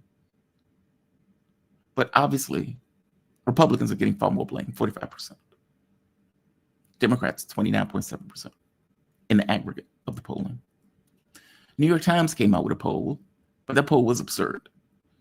The poll was effectively something like, do you blame Democrats for the shutdown? It was something like that. But it was such a biased question that the answer was already foregone. So I didn't use that. It's a nonsense poll. These were taken all throughout the month of September. And it is showing a particular direction of point of view and opinion. Will it stay that way? I don't know. Will the cultists believe that Democrats are trying to give immigrants, illegal immigrants, health care? Probably. But they will fit into 29%, which is effectively Republicans in the United States. Will independents and obviously Democrats are not going to accept it? There's something else we should talk about with this. Internal cohesion. People who consider themselves Democrats have been screaming at the party to fight, to do something. Make it look like you're having some level of resistance in opposition to Donald Trump. It seems like you're laying over. It seems like you don't exist in the conversation that's taking place. And so how do Democrats fight in this? We're going to fight for healthcare. And damn it, if the government needs to shut down to do that, we're going to do that. You are projecting an image that you are doing something, that you're willing to fight for something, that you're standing against Donald Trump. And you're doing that for your political coalition. All of the rando Democrats around the country, you're doing it for them. You're trying to give some theatrical appearance. And it's more than theatrical because you have to shut the government down, but you're trying to give this appearance. We're doing something. We're holding the line. We're fighting against Trump. We're not going to be bullied by Donald Trump, et cetera, et cetera, et cetera. A lot of what is happening right now in regards to Schumer and the other Democrats who are effectively throwing their bodies on the line has a lot to do with how, let's say, the political coalition feels about the Democratic Party. They're demoralized. They feel like the party isn't doing anything. And they're right, the party is not doing anything. They feel like there's no opposition to Donald Trump. And they're right, there is no opposition in a real sense to Donald Trump, except for this, a grand statement of opposition and resistance in the democratic sense. And it took them to shut the government down to do it. The question becomes, how long does this last? I don't have an answer for that. I don't know anyone that has an answer for that. Because, again, you have a political coalition that demands you do something and demands that you fight, even if it means for the government to shut down as you do it. You have another political coalition that doesn't feel like they need to talk to Democrats at all, and that they can effectively shape a narrative of Democrats are doing this entirely for immigrants, or illegal immigrants. This is dumb. But arguments, doesn't matter if arguments are dumb. If you say a lie long enough and you get enough of your political cohorts to also repeat that lie, and that is your standing ground, then that's what you run with. The people who are in a party who don't really care about America, who care more about their political ambitions, is going to repeat that line and going to accept that line, whether it's true or whether it's false. And so you have one coalition that needs to present and show out for its population that feels already demoralized. You have another coalition that feels like we have the House, the Senate, Supreme Court, presidency. Why do we need to negotiate? You'll come around with Donald Trump threatening to effectively fire more people and fire more American workers. That's what you get. It's unclear how long this lasts. It's unclear. I have no answers for this. I don't think any of them have answers for this. I think it's dumb. You have been able to get everything that you wanted out of the big, beautiful bill. It seems like a throwaway to say, take your Obamacare. Even if you wait now, it says, hey, I will be a deal maker. I will be Trump. Take your Obamacare. What do I care? We're pissing away money left and right. We're spending $1 trillion on military.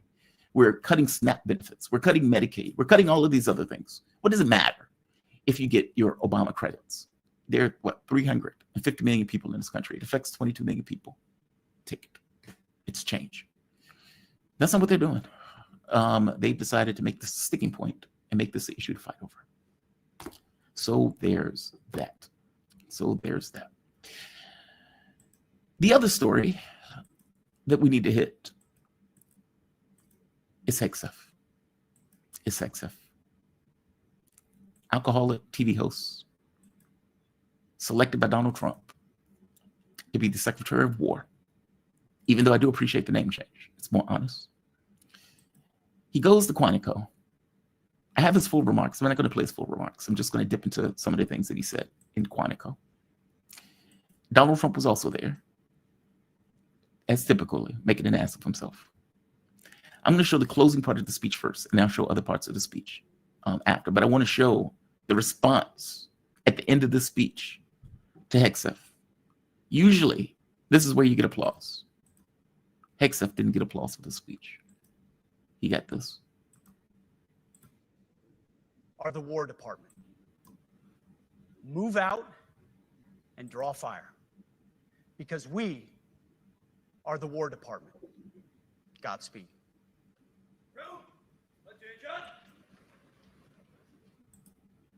You could hear a pin drop. You could hear a pin drop at that place. You could hear a pin drop.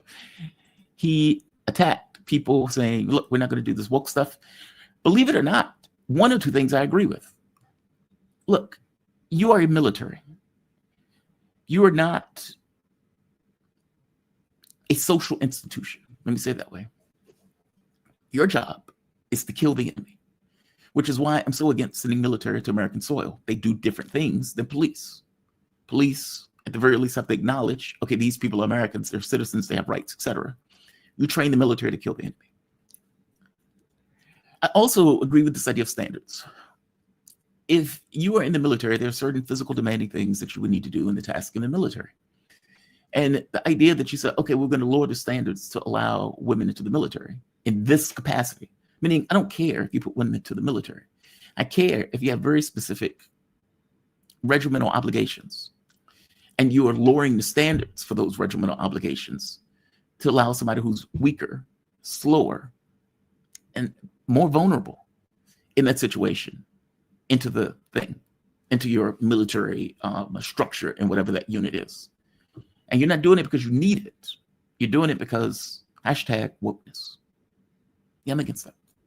So I do get that part. That, to me, that makes sense. It's like, okay, you have to climb a rope. Well, I can't climb a rope. I'm only 5'5", and I weigh X amount. Okay, we'll lower the rope. Is that really what you want to do? Does it make your military stronger in regards to the responsibilities that the military is supposed to effect? We kill the enemy. That is our job. Making it less effective misses the point of what the military is. That's my take. You can disagree with me on it, but that's my take. I don't think wokeness has a place in the military. So there's that. This is another one of his speeches, though. This is some of the stuff that he said in the speech. This statement that he's making here is patently absurd. It's propaganda through and through. And it's vomited. Unrelenting truth. To ensure peace, we must prepare for war. From this moment forward, the only mission of the newly restored Department of War is this: warfighting, preparing for war and preparing to win, unrelenting and uncompromising in that pursuit. Not because we want war. No one here wants war. All right, let's stop there for a moment. Not because we want war. Not because we want war. Then what is this? What is this? 10 tankers, cargo planes, heading to Al-Udeid Air Base, preparing for an attack on Iran. Iran is not attacking you. Iran has done nothing to you. Iran has invaded no other countries. You attacked them unprovoked last time in the middle of negotiations with your colony of squatters in your proxy Israel. And you seem to be preparing for another attack on Iran now. What does it mean when the US military is murdering Venezuelan fishermen or people in boats? What does it mean in that sense? And put that in the context of the speech that Hegseth is giving, that statement that he just made there. We don't look for war. Seems like you are. Seems like it. 1 million people are dead in Ukraine. You overthrew a government. And it's very likely that the US will get involved in that war when Europe forces the US, or at the very least provokes the Russians to get engaged. The pressure that is going to be on Donald Trump to get involved is going to be overwhelming. I'm saying nobody told you to blow off the Minsk agreements. Nobody told you to blow off the Istanbul agreements. Nobody told you to overthrow the government of Ukraine. Nobody told you to do these things. If you are not looking for war, you don't do these things. I'm saying the statement is nonsense. Let's keep going. Let's go back to Hegseth. I want to let him finish his statement. If I can find that statement. All right, let's bounce back. This. Come on, screen here. Come on, screen here. Come on, screen here. Okay, there we are. All right, let's go back to Hegseth finishing up his statement.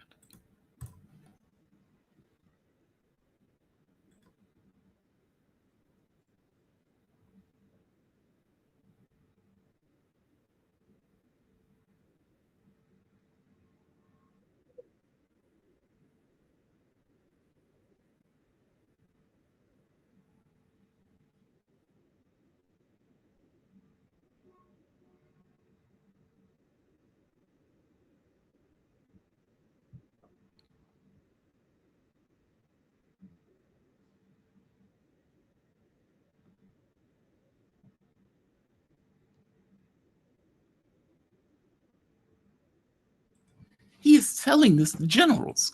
Like there are 800 generals sitting here that he is making this argument to. That is amazing to me. That is amazing to me. He's making this argument to people as if the U.S. military has been a pacifist military. Is that the way you take it? The wars in Iraq, the wars in Afghanistan, the dirty wars taking place in Syria, the attacks on Iran. Where is he getting this pacifist idea from? We're lining up against Venezuela as we speak. We're lining up against Iran as we speak. We're threatening the Chinese, where he's gone to Australia and South Korea and Japan saying, hey, are you ready to die for the dignity of America? It doesn't look like pacifism to me. It just doesn't. Nor does it look like peace through strength. Let's keep going. Let's let him finish. I want him to finish his statement.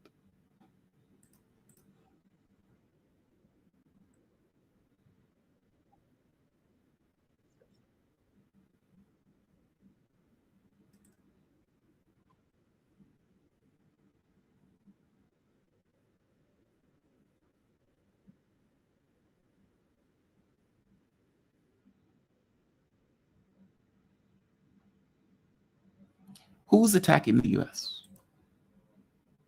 That's my question. Who is attacking the United States? Who's the enemy that he's talking about? Who's trying to breach American shores?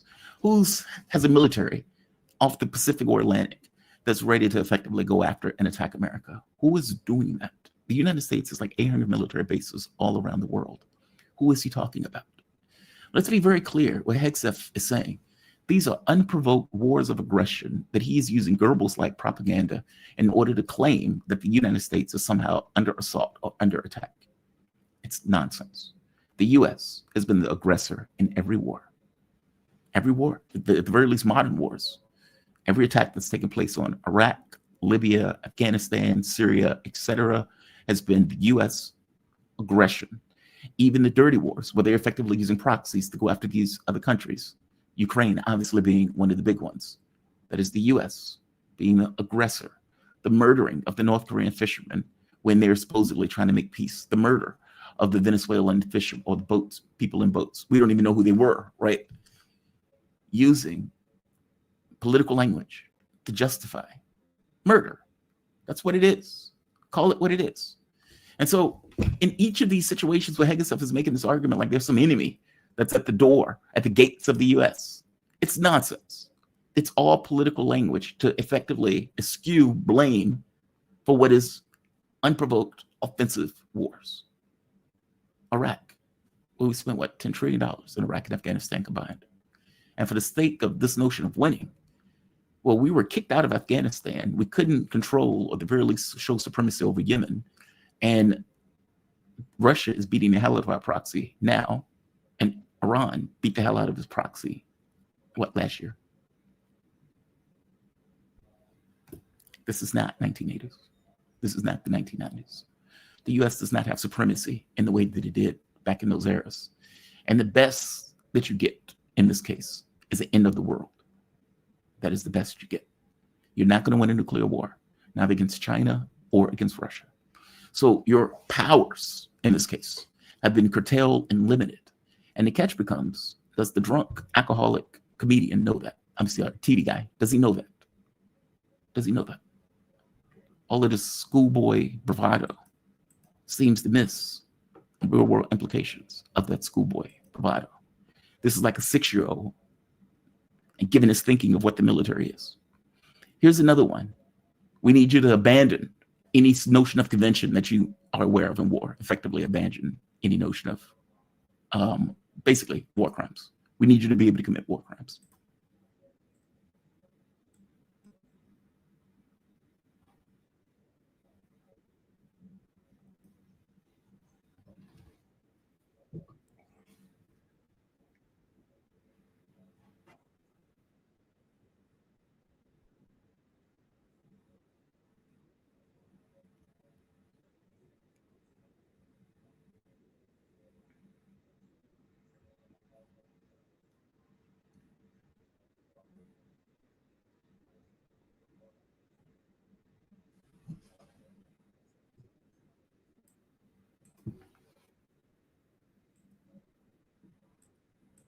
Wait, you guys are saying you can't hear those clips? The clip is muted? Ah, what the hell, what the hell, what the hell? StreamYard, dude, what the hell, what the hell? Okay, which clip did you not hear the sound on? All of the clips or just that last clip?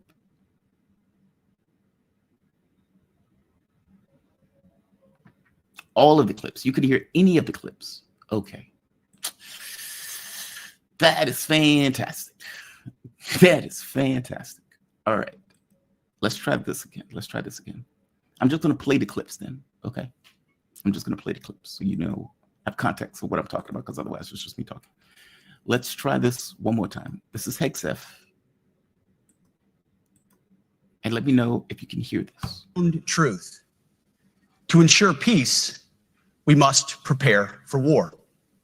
From this moment forward, the only mission of the newly restored Department of War is this. So you can hear this one. Okay, you can hear this one. All right, let's play it out. Warfighting. Preparing for war and preparing to win. Unrelenting and uncompromising in that pursuit. Not because we want war. No one here wants war. But it's because we love peace. We love peace for our fellow citizens. They deserve peace, and they rightfully expect us to deliver it.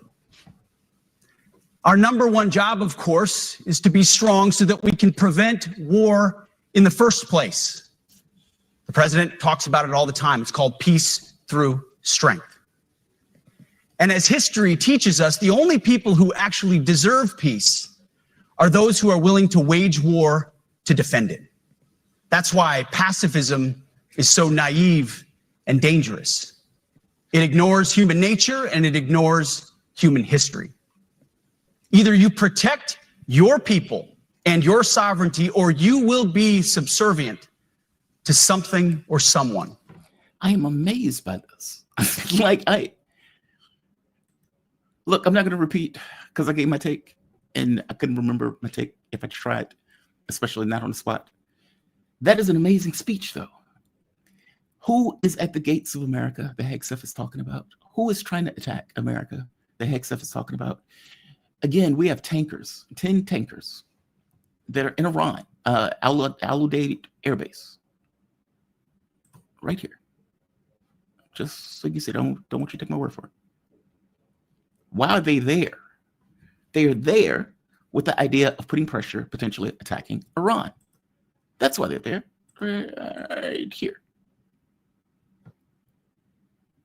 As Colonel Wilkerson pointed out, as my last guest pointed out, there's a widespread belief, even among Iran itself, that an attack on Iran is imminent by the United States and Israel. Iran hasn't done anything to us. These are unprovoked wars of aggression. When they are sending military into the Caribbean to murder Venezuelans in boats, who is the aggressor in that? When we attacked Iraq, who is the aggressor? When we attacked Afghanistan, who is the aggressor? And mind you, we try to make the argument that there were weapons of mass destruction in Iraq to create the justification to attack Iraq. missing the fact that the CIA entirely and completely let various terrorists come into the country because they were trying to flip those terrorists and then lost control of the situation. I'm trying to say that Hegseth is out of his mind. He's lying. It's propaganda, pure propaganda. We need you to be prepared for unprovoked wars of aggression, that we can't call it unprovoked wars of aggression. So we're going to act like there's an enemy at our gates. Let's keep going. I want to go to Hegseth, other parts of the speech. This.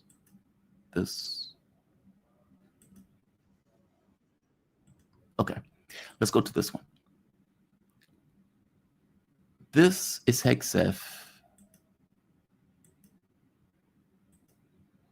blowing off all notion of norms and effectively telling people, look, we need you to be able to commit war crimes.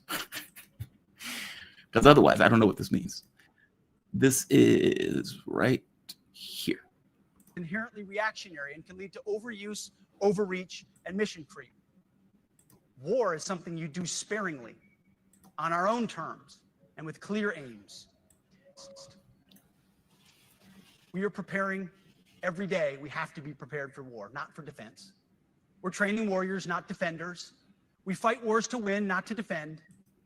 Defense is something you do all the time. It's inherently reactionary and can lead to overuse, overreach, and mission creep. War is something you do sparingly, on our own terms, and with clear aims. We fight to win. We unleash overwhelming and punishing violence on the enemy. We also don't fight with stupid rules of engagement. We untie the hands of our warfighters to intimidate, demoralize, hunt, and kill the enemies of our country. No more politically correct and overbearing rules of engagement. Just common sense, maximum lethality, and authority for warfighters. That's all I ever wanted as a platoon leader. That's all I ever wanted as a platoon leader. Maximum lethality. And I didn't want to deal with those stupid rules of engagement. Who wants to deal with stupid rules of engagement? We don't need those things. We don't need those things. If you need to commit war crimes, commit war crimes. We'll back you up on that. We're America. That's what we do. Who is he talking about? And has the United States been in war sparingly? I don't know the country that he's referring to. What they seem to miss is that the Department of Defense was not indicative of reality. Meaning this wasn't an institution that was defensive. Think of all the wars that America has been in over the years. We've been in a war nearly every year, in constant war, actually, whether it was low level or whether it was high level. What is he talking about? Yes, he changed the name to the Department of War, and as I keep pointing out, that just made it more honest. Didn't change the character of the organization. The organization was what the organization was. It just made it more honest. I hope you get my point. Hegseth is acting like, well, we need to give these guys a speech because we need to tell them that this is no longer a defensive organization. This is an offensive organization. It was always an offensive organization. Always. And if you are blowing off rules of engagement,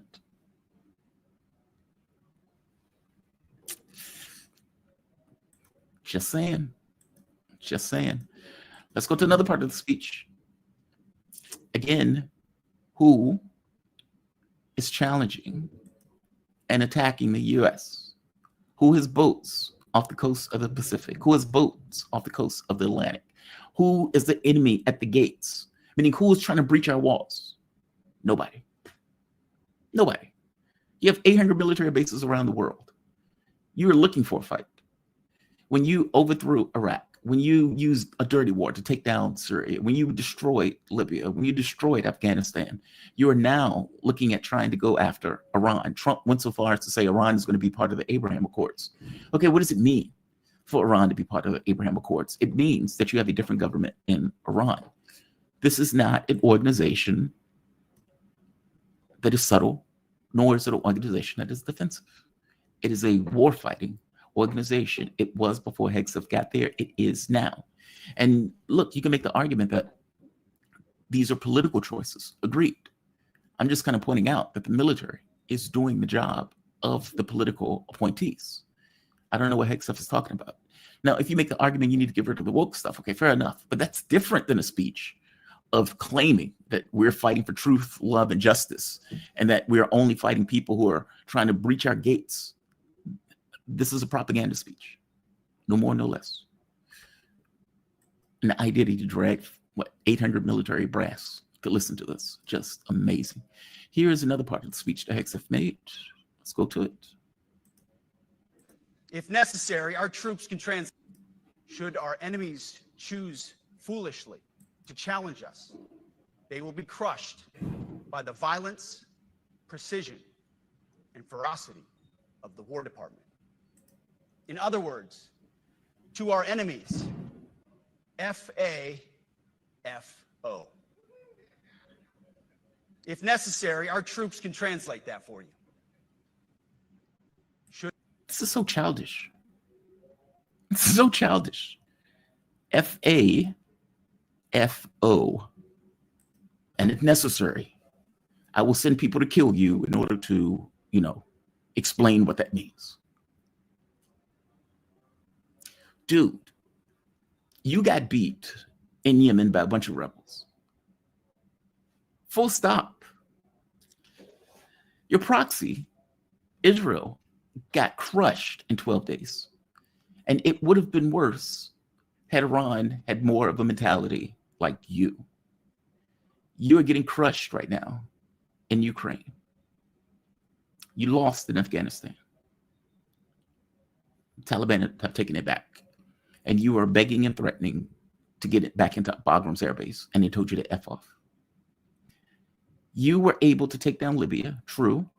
You were able to take down Syria, true, using hybrid warfare, agreed. But I'm trying to point out that this bravado is completely unfounded. You lost in Vietnam. I mean, you've lost in every war except or since the Second World War. And it's almost like the U.S. is living off the bona fides of a war that it didn't actually win. Meaning 80% of the Nazis that were killed on the Eastern Front, meaning the Russians took the brunt of those Nazis in a way that the US and Europe did not have to take. Full stop. Yes, you gave them Jeeps. Yes, you gave them spam. And they appreciate those spam, of that spam in those Jeeps. But I'm trying to put out that the levels of fighting, if you look at Beaver's book, Beaver has a book called Stalingrad, he has a book called Berlin. And when he opens the Stalingrad book, he points out that Western troops fight differently than the Soviets fought. That Western troops had this idea that there was a level of fighting that they could do where they could say, okay, we're done. I've done my job for my country. You can take me in now. And pointed out that that level never existed for the Soviets because there was no cover that would ever been given to the Soviets in the way that was given to Western troops. Hegseth is living off myths.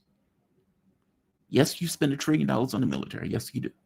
I have no way to know how much return on investment that we're getting back for the money that you spend. You build temperamental weapons that can only be used in various times because it is a capitalistic enterprise, not a warfighting enterprise. Those are two different things. I'm trying to point out that he is living off of myths with a certain amount of bravado and exceptionalism that is unfounded by our current reality. The US, yes, they can bomb and murder a lot of people at once. Winning wars, as I keep saying, are different. Winning a war is based on your objectives and what you're trying to accomplish. Killing people may be a means to an end, but it's not the end of itself, with the exception of countries like Israel, who are just trying to murder the population. Hegseth is going to get himself into some shit. Now, you can do this to Venezuela, agreed. You can do this to countries without nukes. You can do this to smaller countries. You can do that. You can export your force on smaller countries. You will lose in Iran. You can kill a lot of people. You will ultimately lose. Whether Hegseth knows it or not, who knows? I often say racist people don't see the world clearly. And I mean this not just based on race, but also on issues of exceptionalism and your own moral, ethical, etc. superiority that seems to be transcendent, that it comes from somewhere else. It's not tethered to what you do in the world. As I pointed out in the article, it's this idea that we are somehow better. Doesn't matter that you're dragging that idea through rivers of blood that didn't need to necessarily be shed. You still come out white as snow, believing yourself to be somehow exceptional. It is untethered to the physical existence. It is purely transcendental. It's God-given. If Hegseth and the United States continue with that mindset, we are going to end up in a third world war. No bullshit. And we will not win. Nobody wins. The world will end. That is the mindset that gets you that third world war. It's a schoolboy view of what the military is. Full of bravado, full of look at me, I'm a polished actor who, has a makeup studio in my office because I need to be pretty for the cameras when I go out to the cameras. That's what that is. That is theatrics. It doesn't seem like they know what real war is. 1.7 million Ukrainians are dead or missing. That's real war. The guy who's toting his comrade and he's running like 4 miles through drone fire to get to the safety in lines. That's warfare. I don't know what the hell Hegseth is doing. I don't know what that is. That's something else. That's theatrics. All things being equal, you should try to avoid those wars. That is not what we do. We egg them on over and over again because from our point of view, chaos is a positive and a good thing. So when the U.S. envoy goes to Lebanon and he openly states, the guy who called the Lebanese and the Middle Easterns animals, what is it? Tom Brooks, I believe. Tom. I believe it's Brooks. And he openly states, yes, we're giving Lebanon weapons so they can have a civil war. We want them to have a civil war. That's what we want. That's our goal. That's our objective. When you're shaking the hand of a jihadist who are literally murdering ethnic Alawites, Christians, etc., other minorities, you're doing that. That's blood that you're shedding. I'm trying to point out that he seems to not have this real take on what war, killing, murder, etc., actually is. That speech is cartoonish in comparison to the death and destruction that we cause around the world. And he's acting as if we're just protecting our walls, we're just protecting our borders, we're just protecting our interests.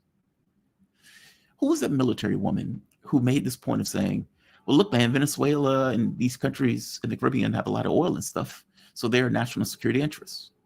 Okay, well, the moment that you define another country and the assets and the resources in that country as a national security interest, you're looking for a fight.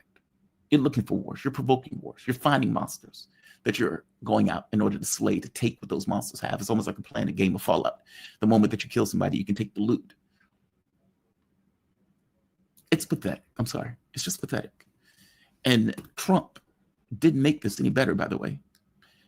Donald Trump comes out and says things that should terrify the public.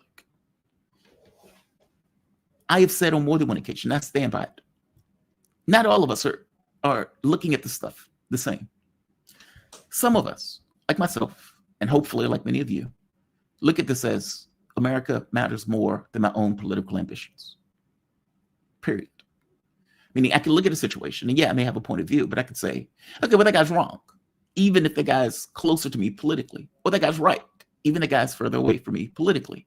I don't have a dog in this hunt entirely, because ultimately I've gotten to the point where I don't entirely care. I think this goes to shit before it changes.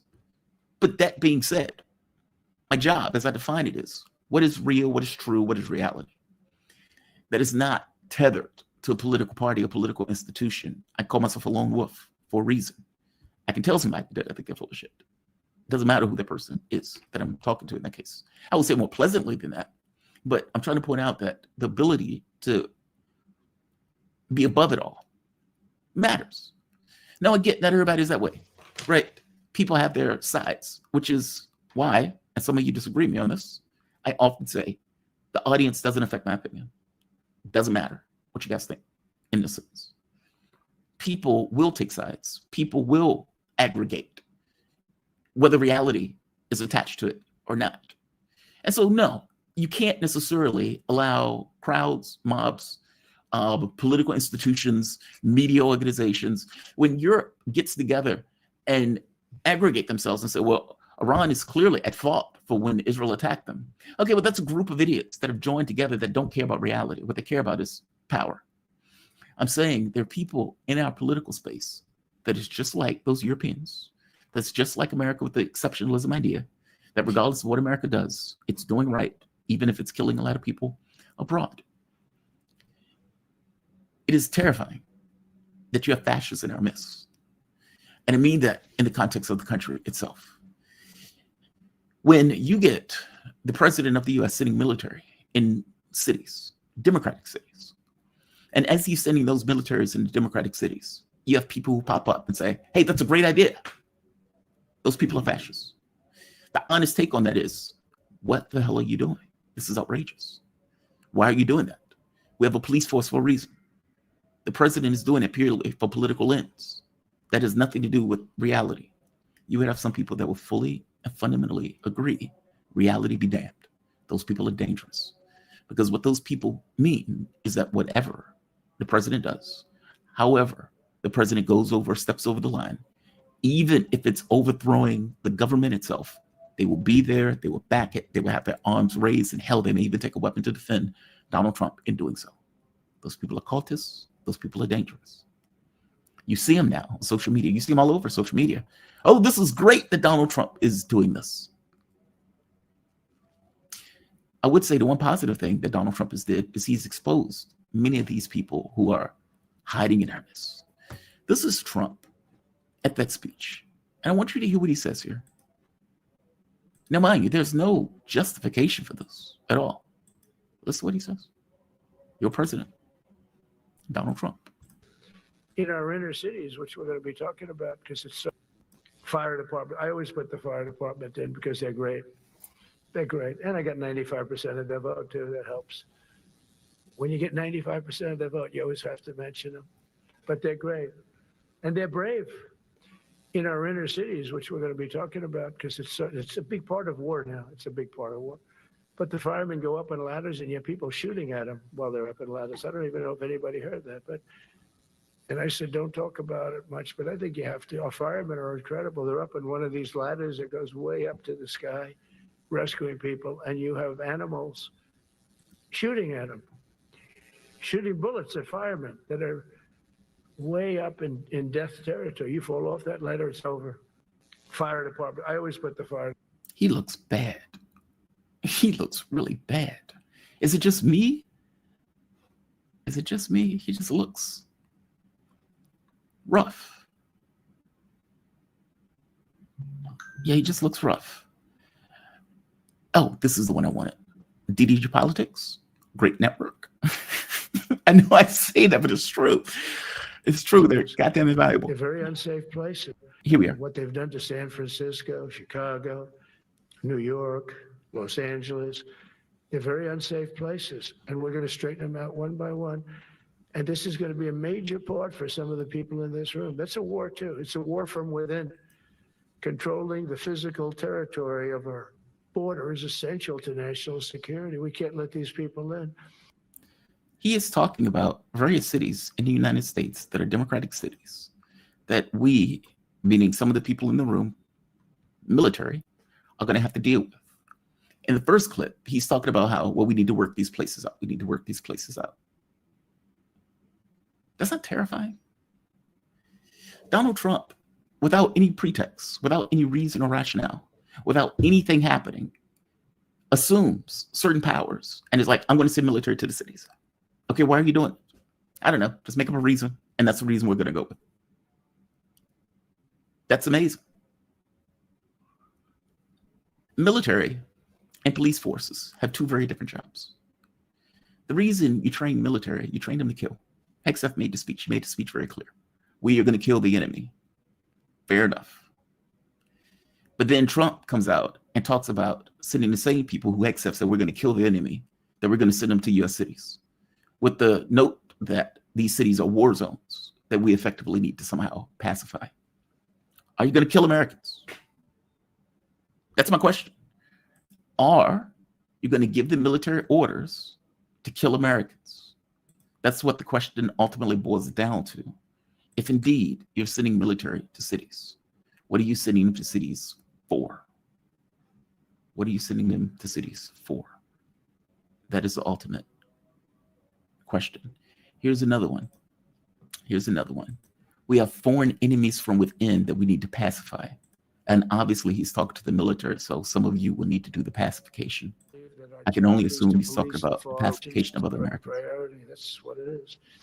Only in recent decades did politicians somehow come to believe that our job is to police the far reaches of Kenya and Somalia, while America is under invasion from within. We're under invasion from within. No different than a foreign enemy, but more difficult in many ways because they don't wear uniforms. At least when they're wearing a uniform, you can take them out. These people don't have uniforms.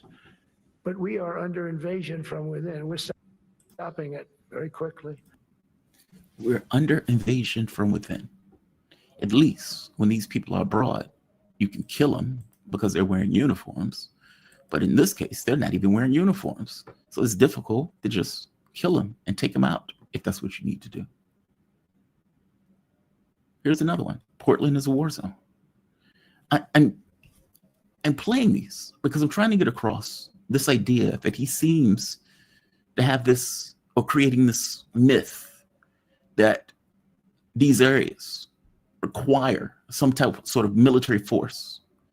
These places are not quote unquote war zones. War zones are war zones. These are not war zones. You have plenty of cities that are violent in the United States, and in some of the cases more violent than the cities that Donald Trump is effectively talking about.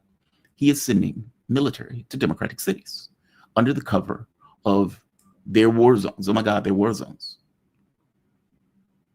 America is a violent country, agreed. We have slew of guns. We have more guns than people. Agreed.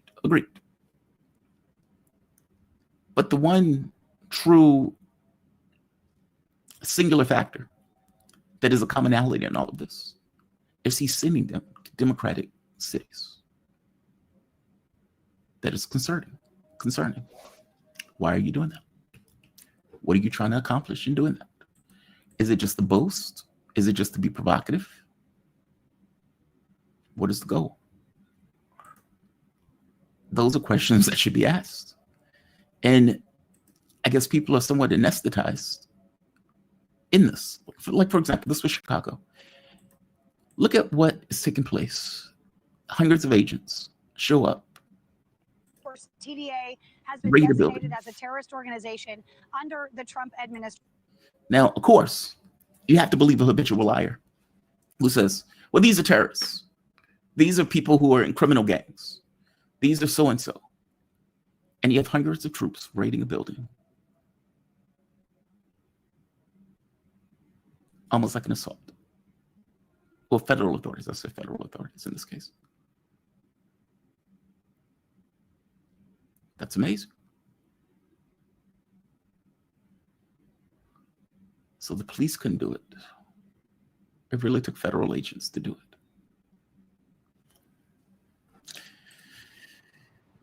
it.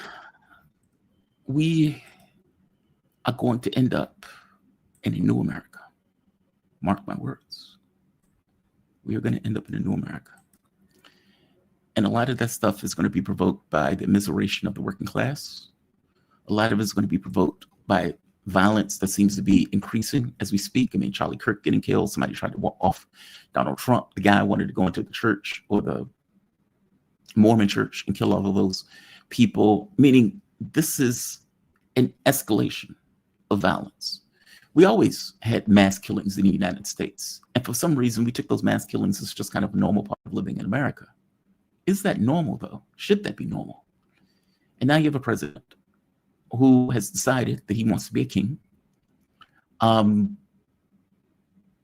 He needs federal authority, power vested in his office to effect these military actions around the globe and install a military in various cities. And I may be cynical in my appraisal of this, but I do ask why. What is Trump trying to accomplish by putting military in his political, or the cities of political opposition? It's a big deal. That was Hegseth. That was Trump. You can listen to the entirety of his speech if you so want to subject yourself to it. Got to be honest, I do not. So I'm not going to play the 40 minutes of Hegseth speaking here. What time is it? Okay, we have time. Jim Jatras is going to be up at 9:30. I do want to do one more thing before we move on. This.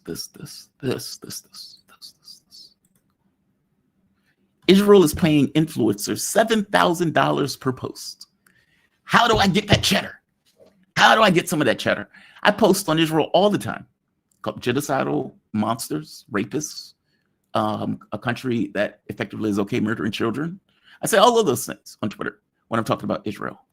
How do I partake in some of the cheddar that some of these people are getting for writing comments about Israel? Israel is paying influencers $7,000 per post. Netanyahu referred this week to a community pushing out preferred messaging on Israeli media, and boy, they're making a pricely sum. That is the byline. When you're on Twitter, Instagram, TikTok, or whatever social media that you're on, and you see people continuously putting out quotes, tweets, topics related to Israel, oh, it's not really a genocide. They just have cerebral palsy. Oh, here's a study that says it's not really a genocide because, they do so-and-so.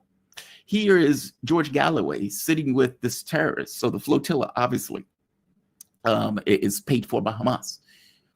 Those people are paid. When you're on YouTube and you see YouTubers, influencers, talking about how great Israel is, they're paid. You should assume you are a paid proponent of that particular country because Israel is doling out a lot of cheddar to those various people to do what they do. The recent influencer meeting, I don't know if you've seen this, where all of these influencers were sitting there having a conversation, I believe, with Netanyahu. And Netanyahu was like, look, we need to have a much better presence on social media. Those people are paid. They're paid. They're paid very well. They're a face backing genocide. That's what they are. They're the pretty face of genocide. Some of the people are very attractive people. Many people have to be that way for media, TV careers, and everything else. I always call them pretty for pay. In this very specific case, though, they are being paid, and they are being paid handsomely well. And they're being paid handsomely well to effectively push back on stories of genocide that is obvious and that we can see with our own eyes. In other cases, give boost and good words about the Israeli government that is committing that genocide. They're disgusting human beings. And yet, they are there nonetheless. Twitter, Facebook, YouTube, any social media that you're effectively on, Israel is paying them to promote Israel. Be aware. Be aware. Do not fall for that nonsense. The last story I want to get to is on Europe. Europe is playing with fire. And I mean that in the most literal sense of the term. Israel is playing with fire. I would even argue so is the United States. But I'm sorry, Europe is playing with fire. I would even argue so is the United States. But Europe is playing a particular role in this. Do you remember when the Syrian war was taking place? Russia and Iran backed Syria in order to maintain the integrity of Syria. The U.S. backed, and Israel backed ISIS and other jihadists. Of course, Saudi Arabia, Qatar, UAE, etc., also backed those jihadists to try to take down the Bashar al-Assad government. This was, I believe, under the Obama administration. And during the war, Obama comes out and says, it is a red line for me if chemical weapons are used. And what do you know? Chemical weapons get used. Now, those chemical weapons, based on Seymour Hersh reporting, who did fantastic reporting on this, and based on the international, what is it called? The OPCW. The chemical weapons that were used, when the OPCW reviewed the quote unquote attack, they found a few things. A, these canisters seems like they were placed. And you can look at the report yourself, but what ended up happening was that the organizing body, instead of being an independent entity, got rid of the people who were on the ground because the people who were on the ground said this looks fake. Instead, they put out a bogus report. The people who were on the ground were effectively threatened by what they believed to be were Americans, and they were dismissed. They eventually came out, blew the whistle, and said, look, this is not a report. We have a different report that is showing something very different than what they're effectively trying to show.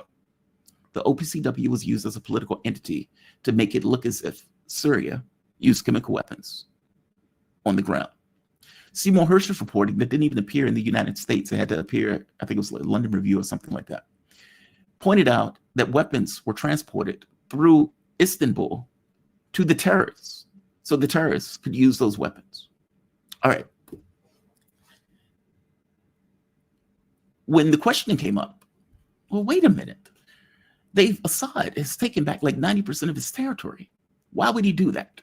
Meaning, why would a man who has clung to power like grim death, all of a sudden, out of the blue, after clearly winning the war, drop chemical weapons, something that Obama said was a red line, which would get the U.S. further ensconced into the war? And of course, like they talk about Putin, because he's a bad guy. That's why. He's a bad guy. He's a cartoon villain. That's why he would do it. Cartoon villains don't really need reasons to do stuff. They just do it. And so I need you to believe that he's just a bad guy who's doing bad things. Now, this is nonsense. This is patently absurd. But this is what they ran with. And many of the other people in the United States, especially people who believe that the U.S. is exceptional, went with it, particularly other Democrats and, of course, Republicans. And many of these people don't necessarily need really good reasons to do any of the stuff. They commit wars and crimes all across the globe, and they still think that they are the people who are on the good side of history. They are not. I'm trying to make a very specific point. Countries, entities that are losing wars and that are in a situation of existential angst because they realize that they are on the brink of oblivion, they all die alone. Whether they're, especially proxies, they all die alone. When your heart stops, your body hits the ground, regardless of who's around you, you are taking that last breath alone. Political entities are very similar. Ukraine is in a situation where, regardless of Europe saying we got your back, regardless of the US, we're going to be with you for as long as it takes, regardless of all of this stuff, at the end of the day, it is 1.7 million Ukrainians that are dead. There are hundreds of thousands that have fled to try to get away. There are hundreds of thousands that are crippled, etc. They are alone. When their last breath comes, it will come alone. Do you know, or do you believe that Zelensky knows that? A lot of people have this belief that all of these groups are functioning purely at the behest of the United States, as if the United States had them as robots. That is comically absurd. These countries have their own belief set, regardless of the current of history going in a particular direction. Yes, we have a certain amount of control, but that control is not absolute. And in a situation where you are somebody like Zelensky or somebody within the context of the Ukrainian government, and you know you're going to die alone, and that your very lifeblood, your very breath that you breathe is dependent upon other countries giving you money, support, etc., etc. Yes, you may be controlled, but you may not be controlled absolutely. And what you would want is the same thing that those groups of like ISIS wanted. We need to get other powers into the war. Otherwise, we will die alone. They know it. They know they're disposable. They know they're expendable. That at any point where you lose 1.7 million people and you have people in the US saying, well, they're not Americans, it's a good bargain. Okay, that's callous, but it's true. And it's the same model that the Europeans are using when they're looking at Ukraine, where they're not Germans, they're not from the UK, they're not. Add in whatever particular country that you're in that is not Ukraine. Ukraine knows it is being used as a fall guy and it's failing in the mission that they were used to accomplish, which is to go after the Russians. Failing in their task, and at any point they could be cut loose. Are they not in the same situation as ISIS and Al-Qaeda in Syria? Are they not in the same situation? Now, the reason why I say Europe is playing with fire is because the Europeans, whether they're trying to get into a direct war with Russia or not, it's almost secondary to the point. They have decided that daddy seems less engaged than they want daddy to be engaged. They think daddy may be going to get the milk and not coming back. And so what they've decided is we need to create a pretext to get more involved and to get the US involved. So what is the pretext that we use? False flags. We're going to say, Ursula von der Leyen, oh my God, the Russians was jamming my jet. And so I had to land at a different locations. I know it was the Russians that did it. I know they did it. I know they did it. They've attacked Ursula von der Leyen for whatever particular reason. That woman is dumb as a box of rocks. You would want her to be in the position that she is in because she is that dumb. Kayla's also But apparently the Russians attacked her plane. This was nonsense. Oh my God, they're drones everywhere in the sky. They're drones. They're drones. They're over Denmark. They're over Sweden. They're everywhere. They're all over Europe. Oh my God. The Russians are trying to make us look bad. Okay, again, that's weird. You didn't shoot them down. You didn't do anything to those drones. You just sit there and look at the pretty colors. And in the context of that, why on earth would the Russians fly drones with blinking lights over your airports and over your airspace? That is not understood. How on earth did the battery life of those drones last that long to get from point A to point B over your airspace? Again, that was never understood. So what they decided to say was, yeah, you're right. That's a hole in their logic. So the boats from the shadow fleet are flying drones to make us look bad and to demoralize us. That's what they're doing. That's what the Russians are doing. This is the argument they're making. This is not me making this up. They are making that argument. The missile that fell over on Poland, the guy came out, had his colonel, what is his name? Colonel, the moment of, this is, damn it, I cannot think of his name. Colin Powell had his Colin Powell moment saying, look at the picture of the Russians. And this is a missile that fell in the house.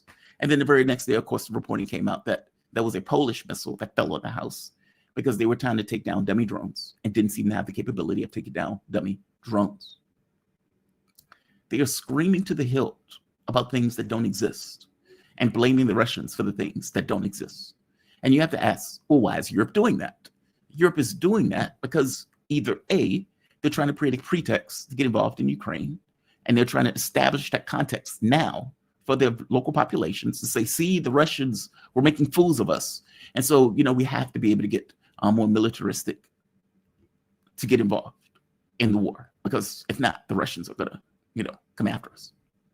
The Moldovan elections, where they just rigorously and overtly cheated, so much so that a German magazine even points out these elections were obviously a sham.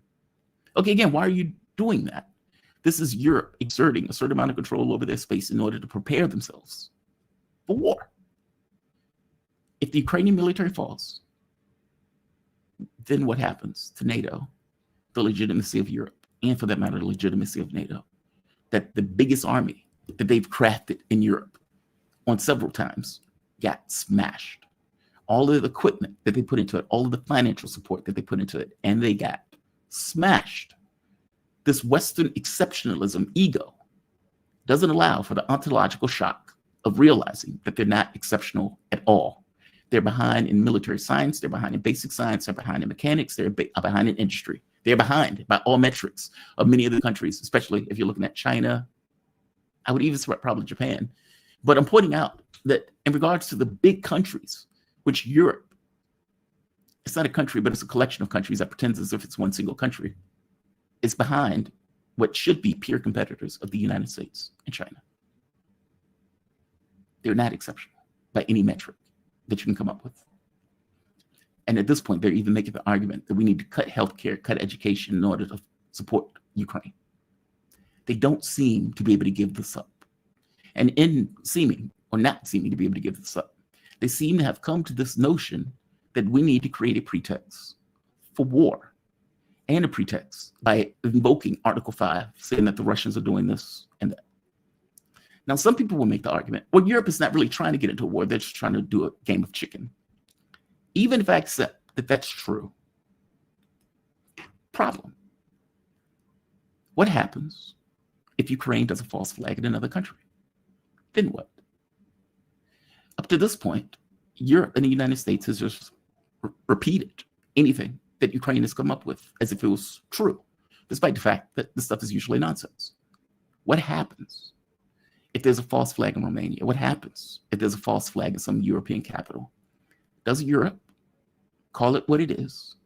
Is Europe forced to say the Russians have attacked a NATO nation? Meaning, in the same way that you had terrorists using chemical weapons, believing that that would be the thing that would draw the United States into a conflict and into a war.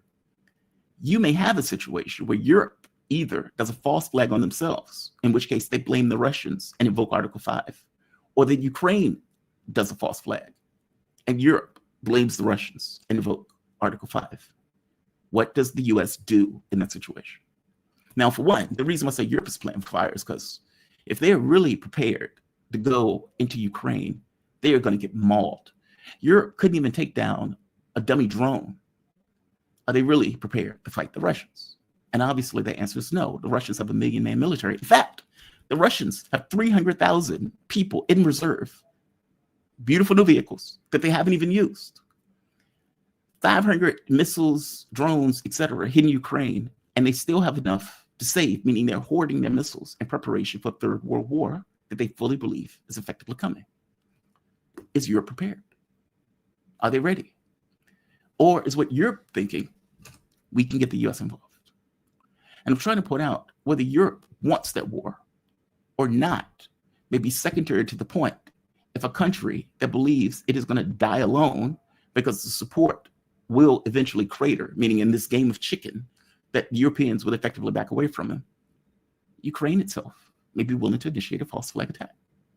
And a false flag attack that Europe may be hard-pressed to say came from the country that they were effectively paying for the last several years, and instead to claim the Russians did it.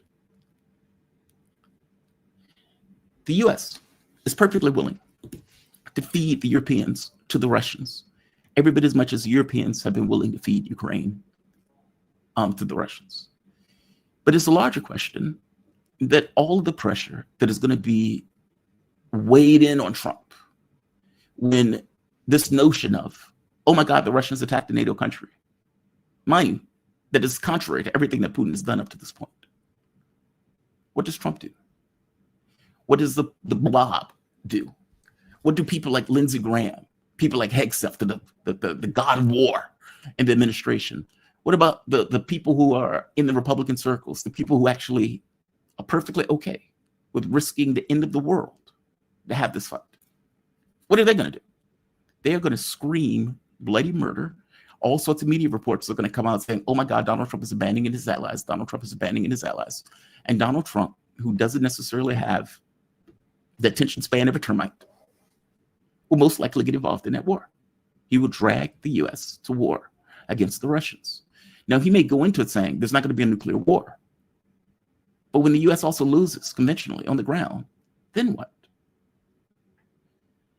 We're playing with fire. We're legitimately playing with fire.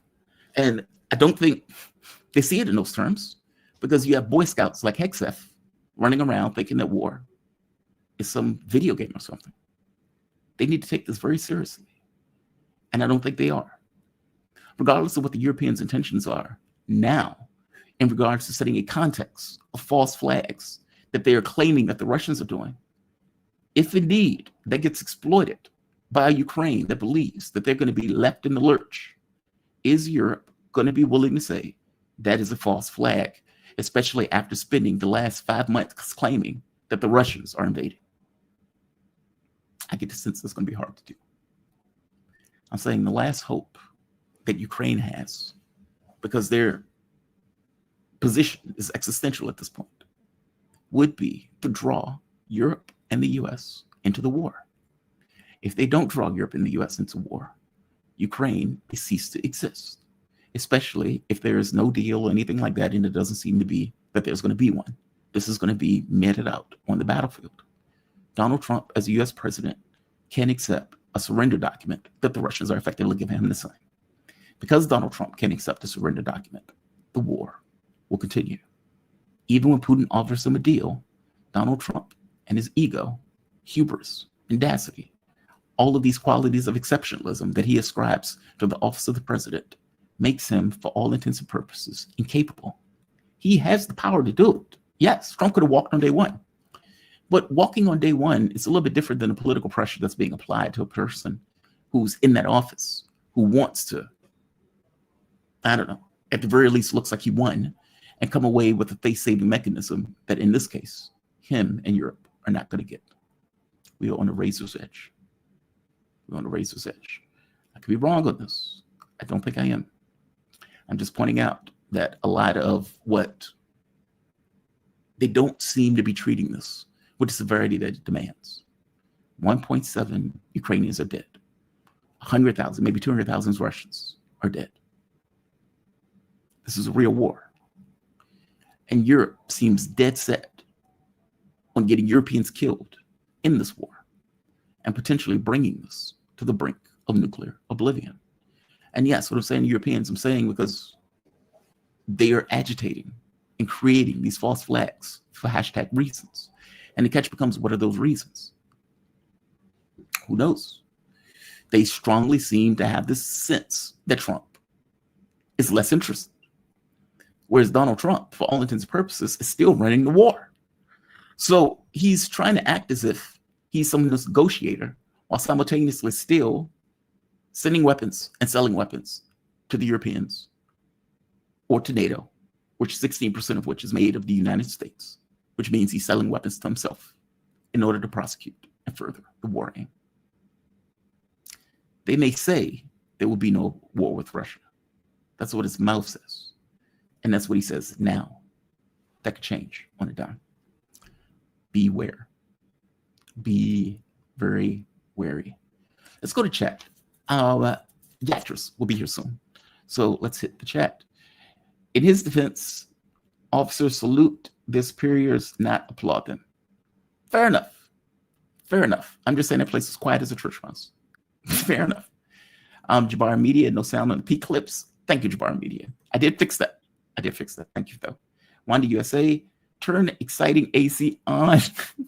We didn't and don't hear it, Jamal. Is it that bad or is it that bad? Thank you, Wandy. Thank you, Wandy. I appreciate it. I do appreciate it. And it will dry off. Give it a moment. It will dry off. Give it a moment. I think I love my new comment.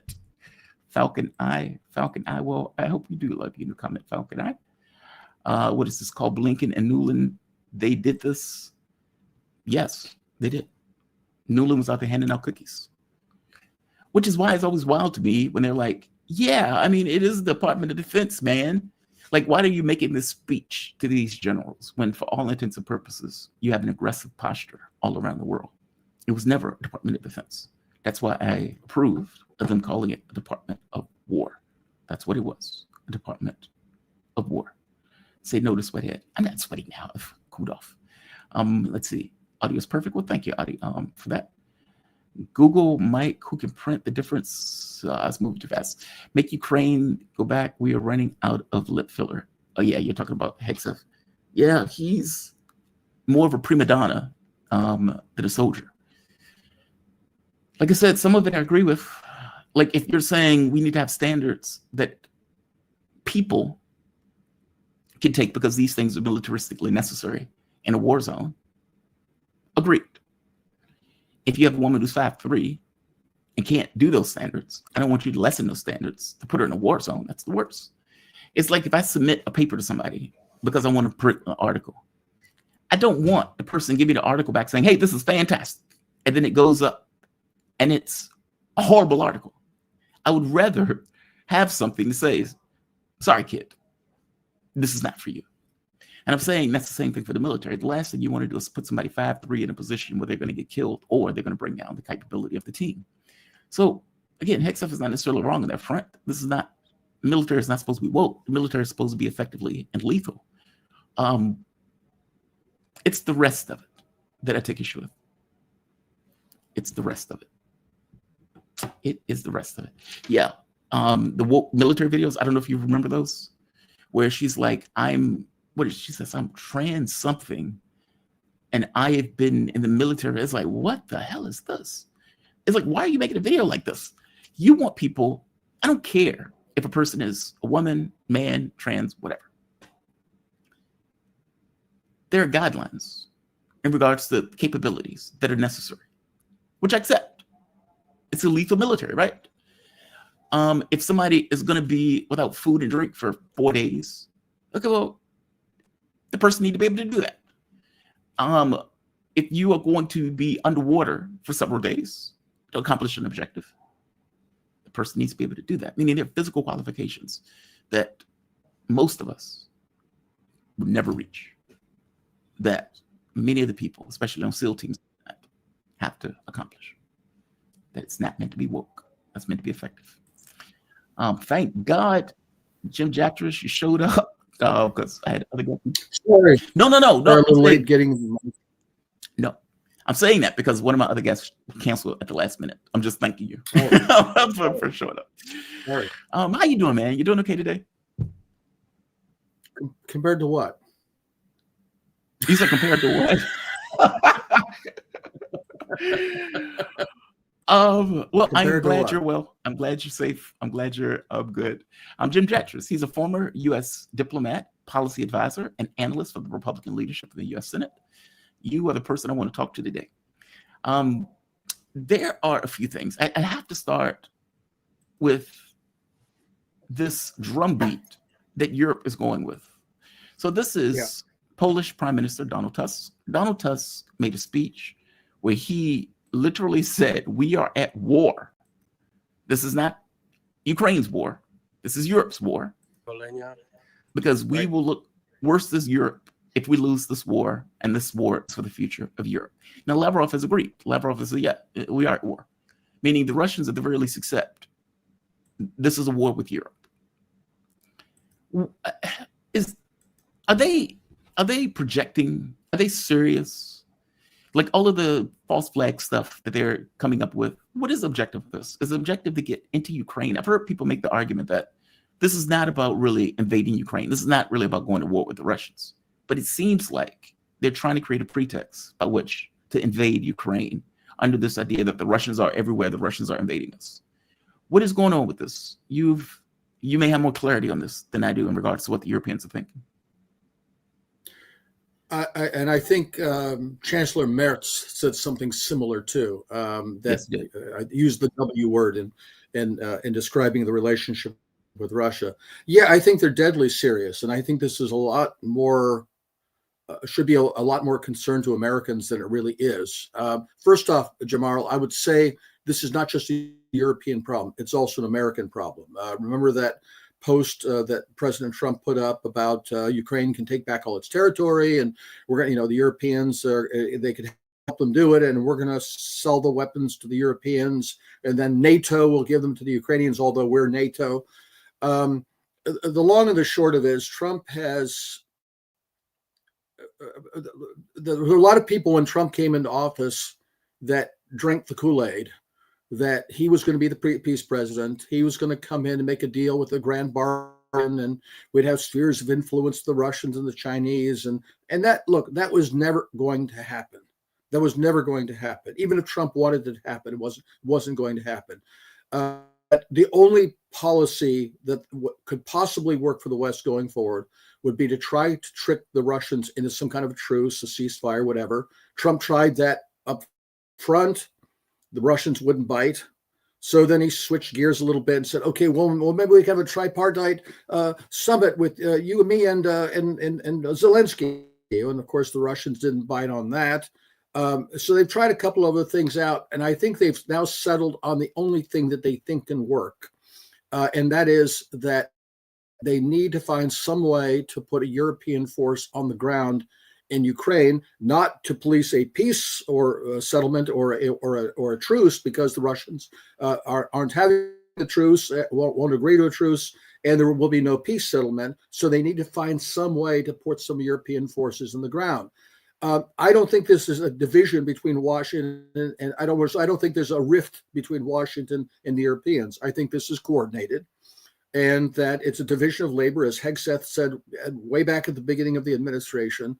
So they're trying to find some way to justify slipping something in there, a toe in the water, to see what happens and how the Russians react.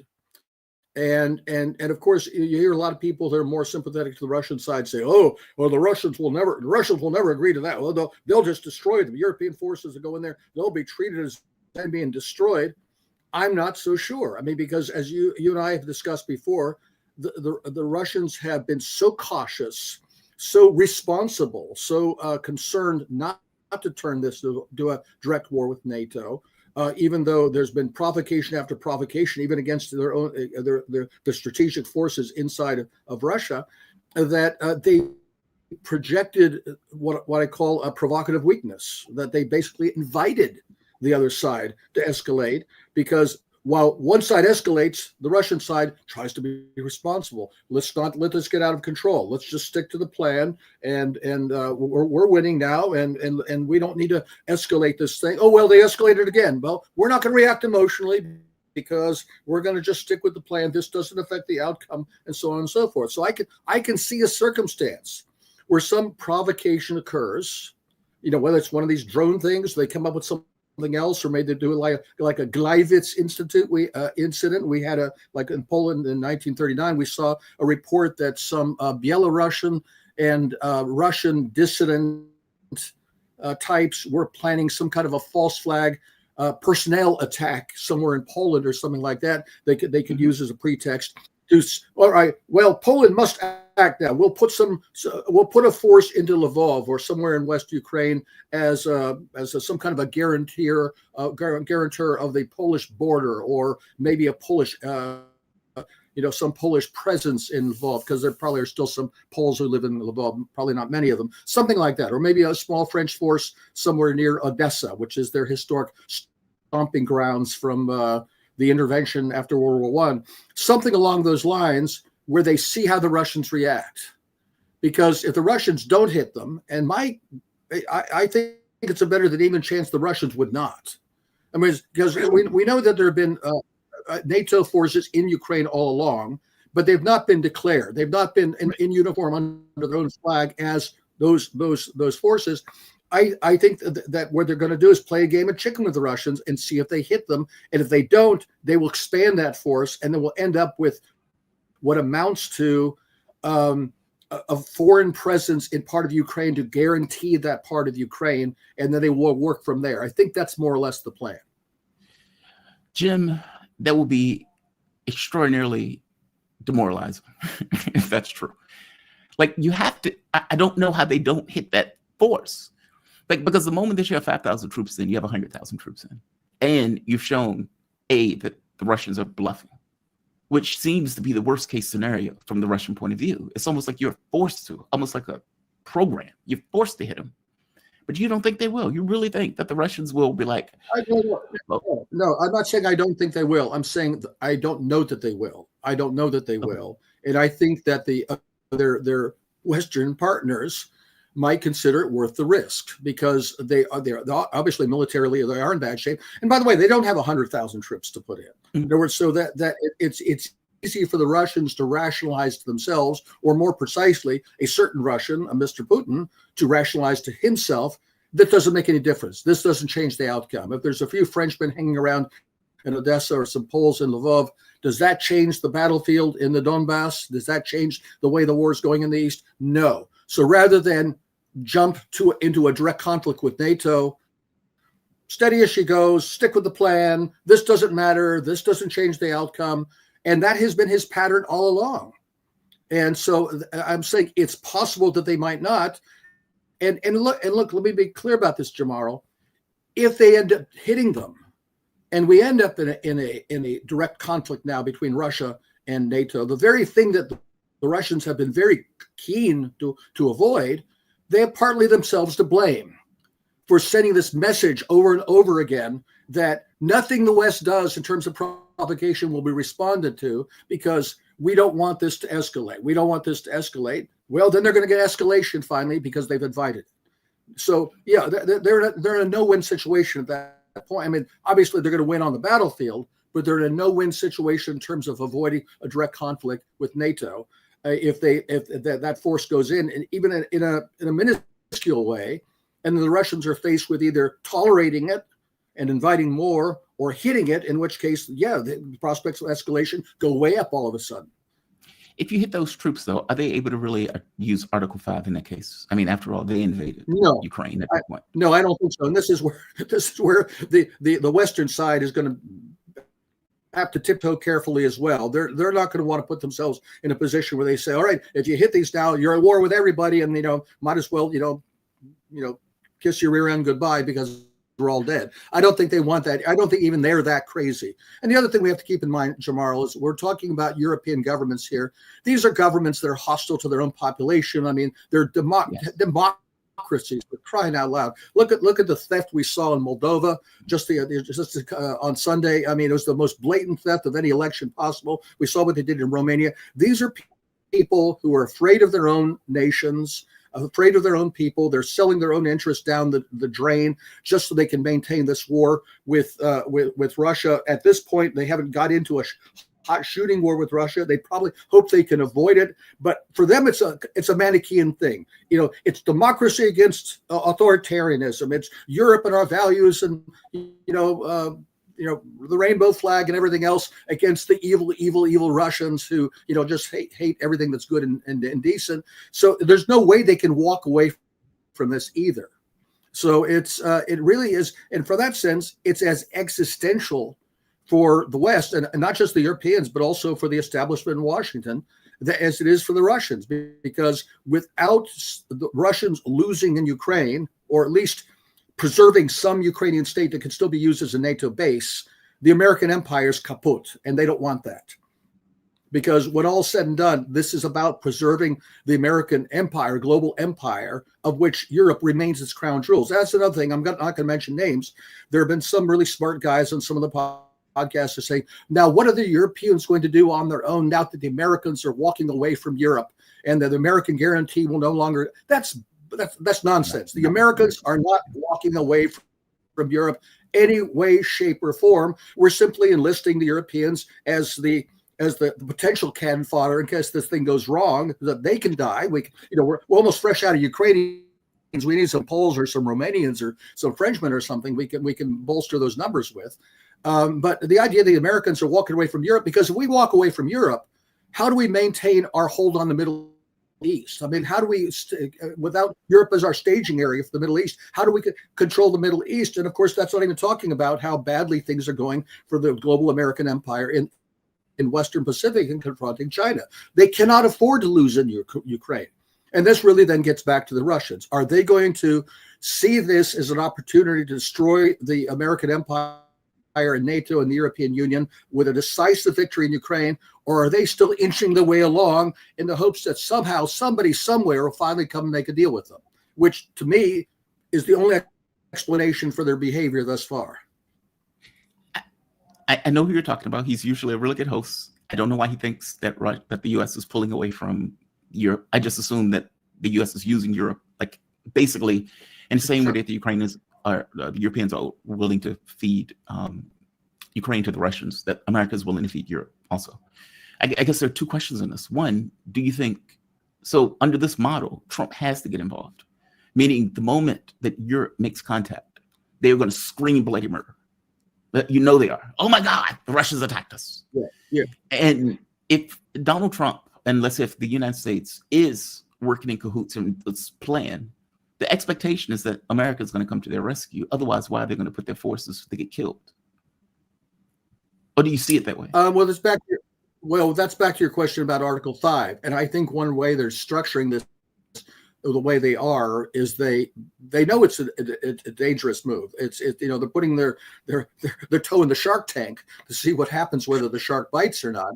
And they want to leave themselves in out. If thing goes wrong and the Russians do hit them, they probably don't want to have an uncontrolled escalation either. But I think there's two things going on with Trump.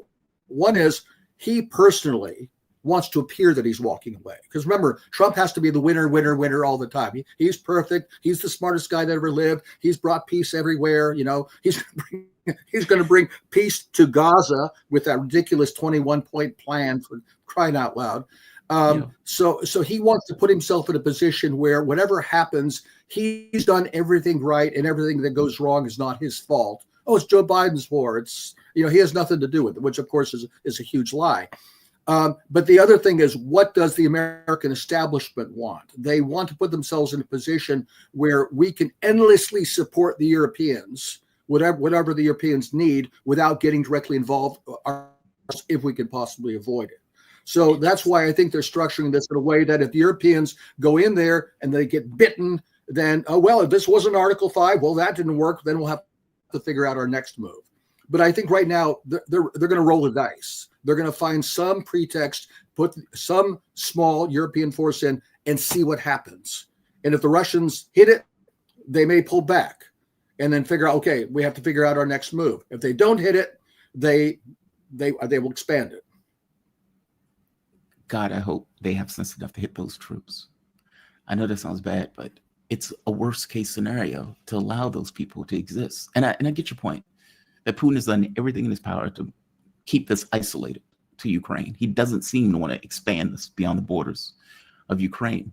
And so in their minds, every move that he's done that was pragmatic has been weakness. And not just the borders of Ukraine. A question I've been asking for months. I've asked Russians, I've asked Ukrainians, I've asked all sorts of people that nobody can give me a good answer to, is why there is no action against the regime itself. You know, why are they not hitting the presidential administration, the SBU, the military intelligence, the Rada? Why are all these people prancing around Kiev as though they had not a care in the world, sleeping soundly in their beds at night? All these foreign leaders coming in, it's just all for fun, for show and all that. Why have they not shut the Kiev regime down so that it could function and its personnel are running scared for their lives? If you know, there's a very good military analyst, I'm not going to mention his name either, who says that if there was a war between the United States and NATO, it would be a very short war, because in no time Russian Oreshniks would be hitting command and control centers in London, Paris, Berlin, Copenhagen, wherever, and those powers would no longer be capable of waging war. I think he's probably right about that as a technical matter. So why has that not been done to Kiev? Why are they trying to kill every man in Ukraine? Why is the war one of attrition where you're going to end up killing every man in Ukraine, every poor schlub who gets swept off the street and gets sent off to die in Ukraine, and that's considered humane and not killing a lot of Ukrainians, but not attacking, you know, Zelensky and his gang in Kiev is off limits. Why is that? Why are they fighting the war that way? Back to where I was saying earlier, they don't want to escalate. They don't want to do anything that might panic NATO into taking action in Ukraine. Well, they're going to get that anyway. So that's what they finally brought themselves to that juncture through their misguided, in my opinion, misguided restraint. I do have a hypothesis on that, and I want to get your take on it, and then I want to move to Iran for a bit. Yeah. Okay. Is it possible that Russia has already assumed that they're going to be fighting World War III, meaning they've internalized, we will be fighting NATO? And in that internalization, they've made the decision that it is easier and it is better to destroy every bit of equipment, every man, every air defense, would destroy all of the stuff. Europe is in the situation right now where their governments are bankrupt. France is literally collapsed. Germany is laying off hundreds of thousands of human beings. Europe is not in a good place. They are actively saying, hey, we need to cut our own benefits in order to give more money to Ukraine. So is it possible that the Russian perspective is, since we're going to be fighting Europe anyway, we need to damage Europe before we even get into the war zone? We need to get rid of as much military equipment that Europe and the US has, considering they don't have the industrial base that they had before. They couldn't support the two wars in Ukraine and Israel simultaneously. And so is it that the Russian perspective is, look, we're going to be fighting them at some point. We need to damage them economically as much as possible before they get to the actual point of having some kind of military firefight with Europe and NATO more broadly. Give me your take on that. No, it's entirely possible, and that's not an entirely irrational strategy if you look at it that way. Yeah, the flip side of that is you think that even if they thought that was likely to happen, they would also be trying to find some way to avoid that happening. And again, I think their behavior points more to the latter than to the former. In other words, that they're trying not to panic the West into a direct intervention. They don't want to have that war. They're trying to avoid that war, even though they have to make contingency plans for it. And I would ask the alternative question: would a decisive victory in Ukraine make that war less viable for the West? Okay, fine. Let's suppose, again, another thing they haven't done is destroy the bridges over the Dnieper River so that the army in the East cannot function and it would collapse. Would that collapse? And okay, so you're right. There'd be a lot of Western equipment that wouldn't have been transferred over and destroyed, along with tens of thousands of Russian soldiers who will have died destroying that equipment. Would have been better if that equipment never got a chance to go to the East. It just sat there rusting in Western Ukraine or back in Europe somewhere, while basically Ukraine collapsed. And at that point, if Ukraine, the whole state collapsed the same way Syria collapsed or Afghanistan collapsed, wouldn't that have a more devastating effect on NATO and the European Union than trying to grind out a victory and destroy all the equipment and every man in Ukraine on a piecemeal basis? I think it's a calculation. I don't think it's a very good calculation from their point of view. I think the better explanation is that Vladimir Putin is of a very pro-Western mind. He's always been of the view that he can make a deal with his Western partners. He's admitted as much with regard to people like Merkel. And people say, well, no, he's learned his lesson. I'm not sure he has. At least with Trump, it seemed to me that he wanted to say, well, here's a man maybe we can do some business with. We'll go explore the Arctic together or something. I don't know what goes on in their minds over there. But I think there's a lot of frustration, at least with the Russians I'm in contact with, that he still holds out hope he can make a deal with somebody. And I don't think so. So I think your thesis is probably among the constellation of thoughts that are going on in Moscow. I'm not sure it's the definitive one. Yeah, that's unfortunate. If he still thinks that, that's unfortunate. You would have thought he would learn from the Minsk agreements, the Istanbul agreements. Like, these are not people that you can make deals with. Well, the thing, Jim Marles, I think it's very hard to, and this is not just him, but Russians in general, I think it's very hard for normal people to understand a psychopath. In other words, you talk to people and you project upon them. At some point, rationality will kick in. They'll wake up and smell the kvass and say, okay, time to make a deal here. And because that's the rational thing to do, I don't think they can really understand people who are not rational. Yeah, I live here. And when I'm looking at Iran and what Iran is doing, I often say, dude, I live here. I know how these people act. I know what's in their minds. They're not giving up promises. Exactly. They want your existence. It's not about the news. Case in point. They don't want to make a deal with you. They want to destroy you. Can't you get that through your thick skull? I don't think they do. Wow. Maybe it's a virtue of living here where you realize that they just don't. Yeah, they don't entirely see it. I don't get it. One last point for this: oil wars. It seems that Ukraine and the U.S., in a policy sense, have decided, okay, we need to depreciate or deprive Russia of energy. And in depriving Russia of energy, we can minimize their capability to continue and fight the war. Trump said it at that speech at the military himself. He was like, we need leverage. We need, to be strong in order to make a deal.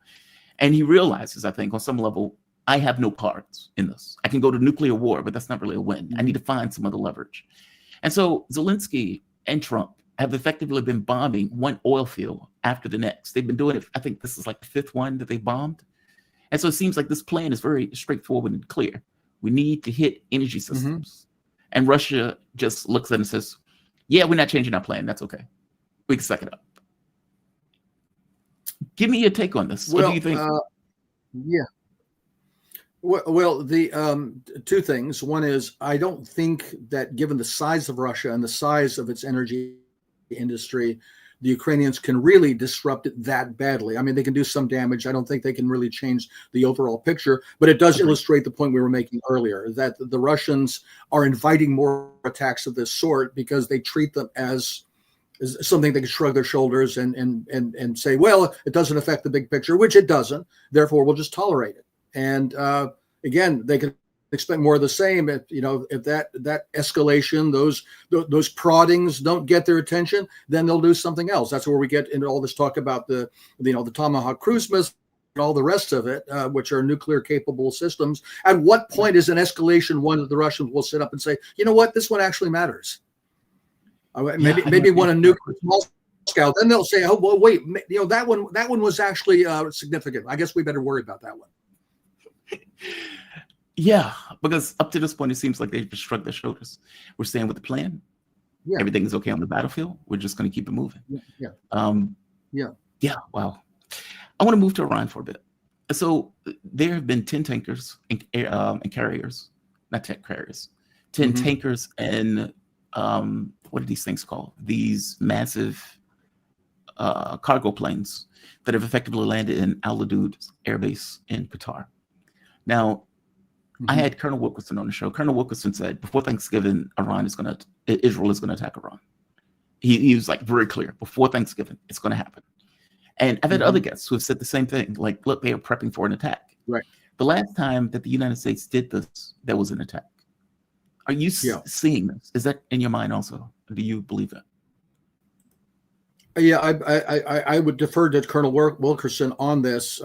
I've been saying before the end of the year, and that could be like any time, really. It really depends on when Israel believes they're in a position to move forward on such an attack, and when they have sufficient backup from the United States ready to, that they feel confident in launching that attack. But I have to tell you is that it really puts the Iranians in a tight spot too, because no matter how much they have recovered from the mistakes they made back before the 12-day war, as they call it, and the vulnerabilities that they had left open, however much they've closed those windows of vulnerability, they always have to keep in mind is that if the chips are down and the Iranians hit back hard, the Israelis will use nuclear weapons on them. And I think that they've been very clear. In fact, somebody was referring to something written by Jonathan Pollard recently saying that that's the way this is going to end up. Eventually, the Israelis will use nuclear weapons on Iran. I don't know how the Iranians avert that threat. And even if there is a relaunch of the war, which I believe there will be, and the Iranians get the better side of that exchange this time, which actually I think they did last time, but even more decisively this time, how do they get out of that without being utterly destroyed by nuclear weapons? And I don't know. I don't have the answer to that. I don't have an answer to that either. What happens when Israel launches a nuke? How does either the world takes it? What does Iran do after that? I am very foggy on that, and I have not been able to get an answer from anybody on that question. It's almost like that is so beyond the pale, because it puts you in the mind. Do you remember? It was in the U.S. Guy gets into a fight. Cops tell the guy to leave. Meaning he calls the cops. He says, "Leave. Don't get involved." He continues, gets into a fight, and then pulls out a gun. The other guy doesn't have a gun and murders the guy.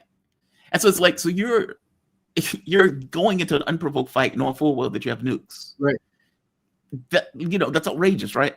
And so you are fighting a country that is 3 times the size of Iraq, has 90 million people. You're a country of 8 million people.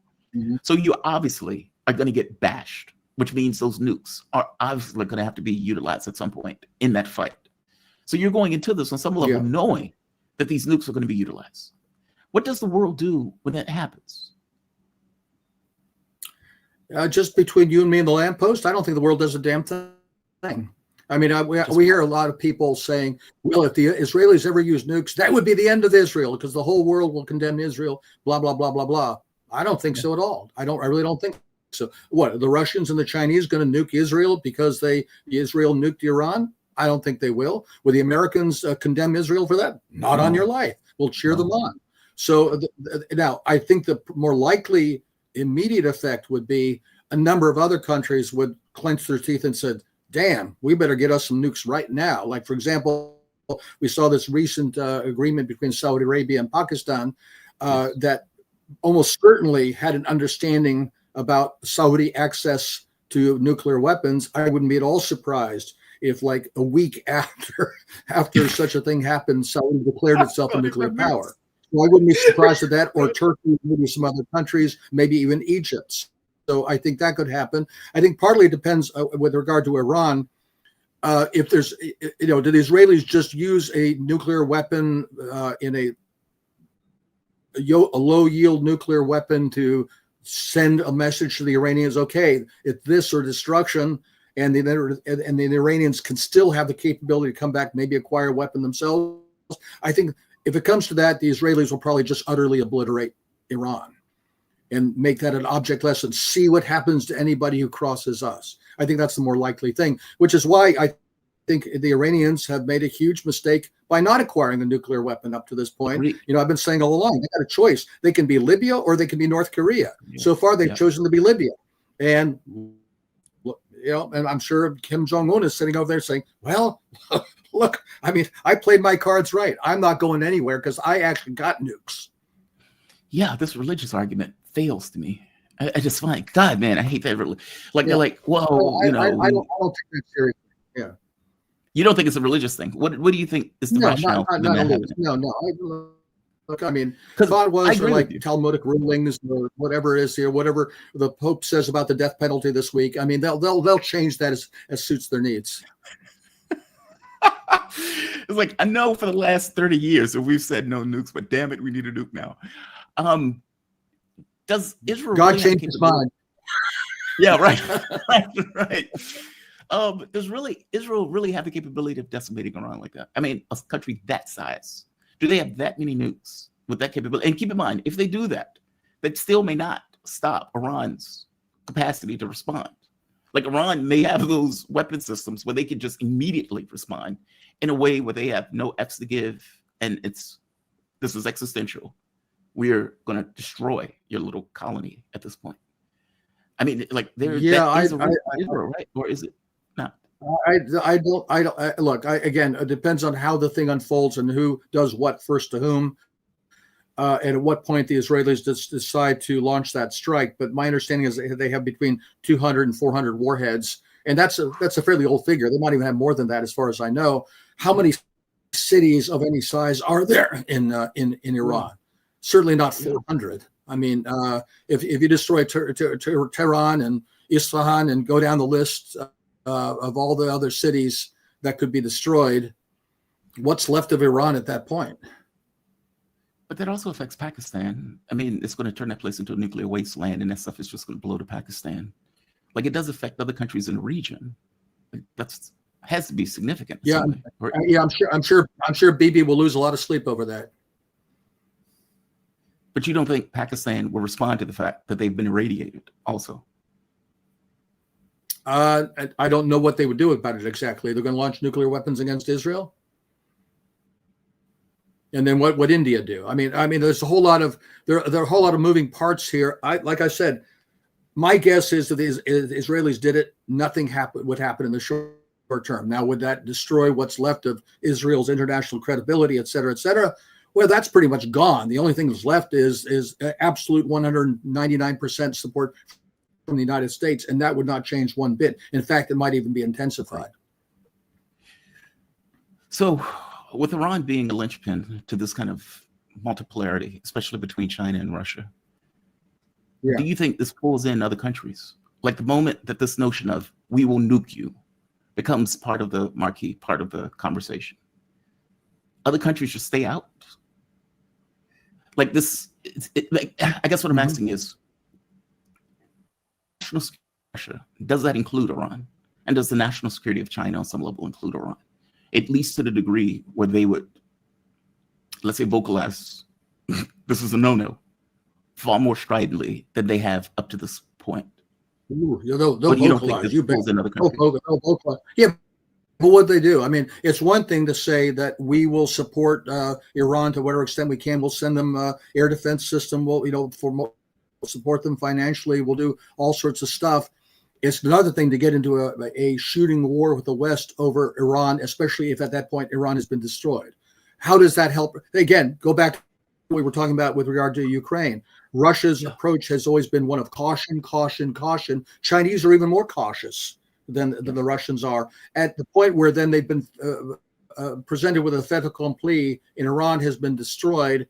What does that gain them to jump in with both feet in a war with whom at that point? With the Israelis? How do they benefit from that? Especially so they then know that the United States would respond very directly, and we would be in World War III at that point. Everything they've tried to avoid. Now, the fact is, Jamarl, as you said earlier, maybe they already figured World War III is here. These are just the opening shots of a global conflict where the Ukraine and the Middle Eastern theaters are starting to merge at this point. And it can't be avoided. Maybe they've come to that conclusion. I don't know. If that's the case, I don't know what their overall war plans are. Wow. This is morbid. This is very morbid. Yeah, well, yeah, I can look at the bright side, Jamarl. I'm really old, so I don't really care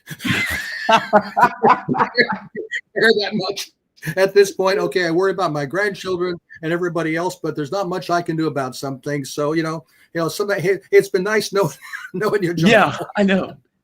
I guess let me ask this last thing before I let you go. Before a nuke is used, I guess my thing is, Yeah. And maybe I'm wrong on this. I just considered Iran to be extraordinarily important for the security of Russia and for China. And that's not a country that they wouldn't have let just get nuked. And I mean, getting involved before the nuke falls. But what can they do? I guess what can they do? What can they do? As a practical matter, what could they do to prevent it? See, I don't have the answer to that. That's the rub. I don't either. I mean, short of getting directly involved into the war, I don't know have an answer to that question. And I don't know if they're going to do that. Yeah. And if they did get directly involved, what exactly would they do? I mean, look, there's been suggestions that maybe some of the Iranian aircraft are actually being piloted by Russians, that they're actually Russians manning a lot of the air defense systems. In other words, they are involved in a way that is fairly direct at this point, but I'm not sure from a capabilities point of view what they could actually do to forestall. The one big question, back to the Israelis and using nuclear weapons, they do have the problem of delivery. And I don't know exactly how they would solve that problem. Apparently, the whole issue of coming in through Azerbaijan, which they did during the 12-day war, apparently that vulnerability has been closed.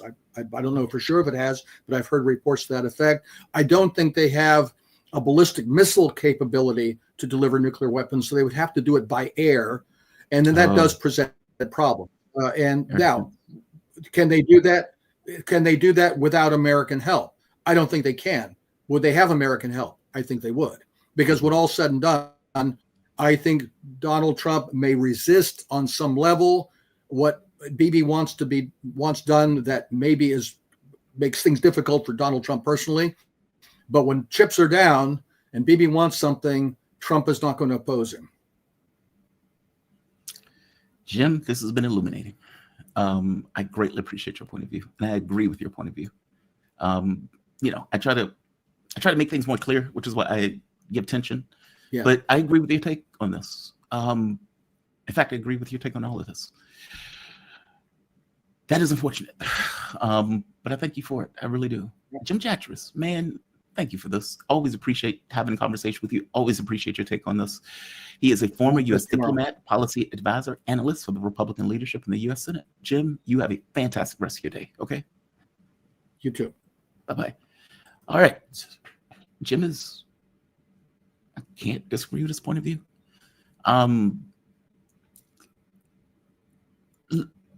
Either Europe doesn't want daddy to leave, or Europe is working with the U.S. in policy in the way that they're doing these false flags.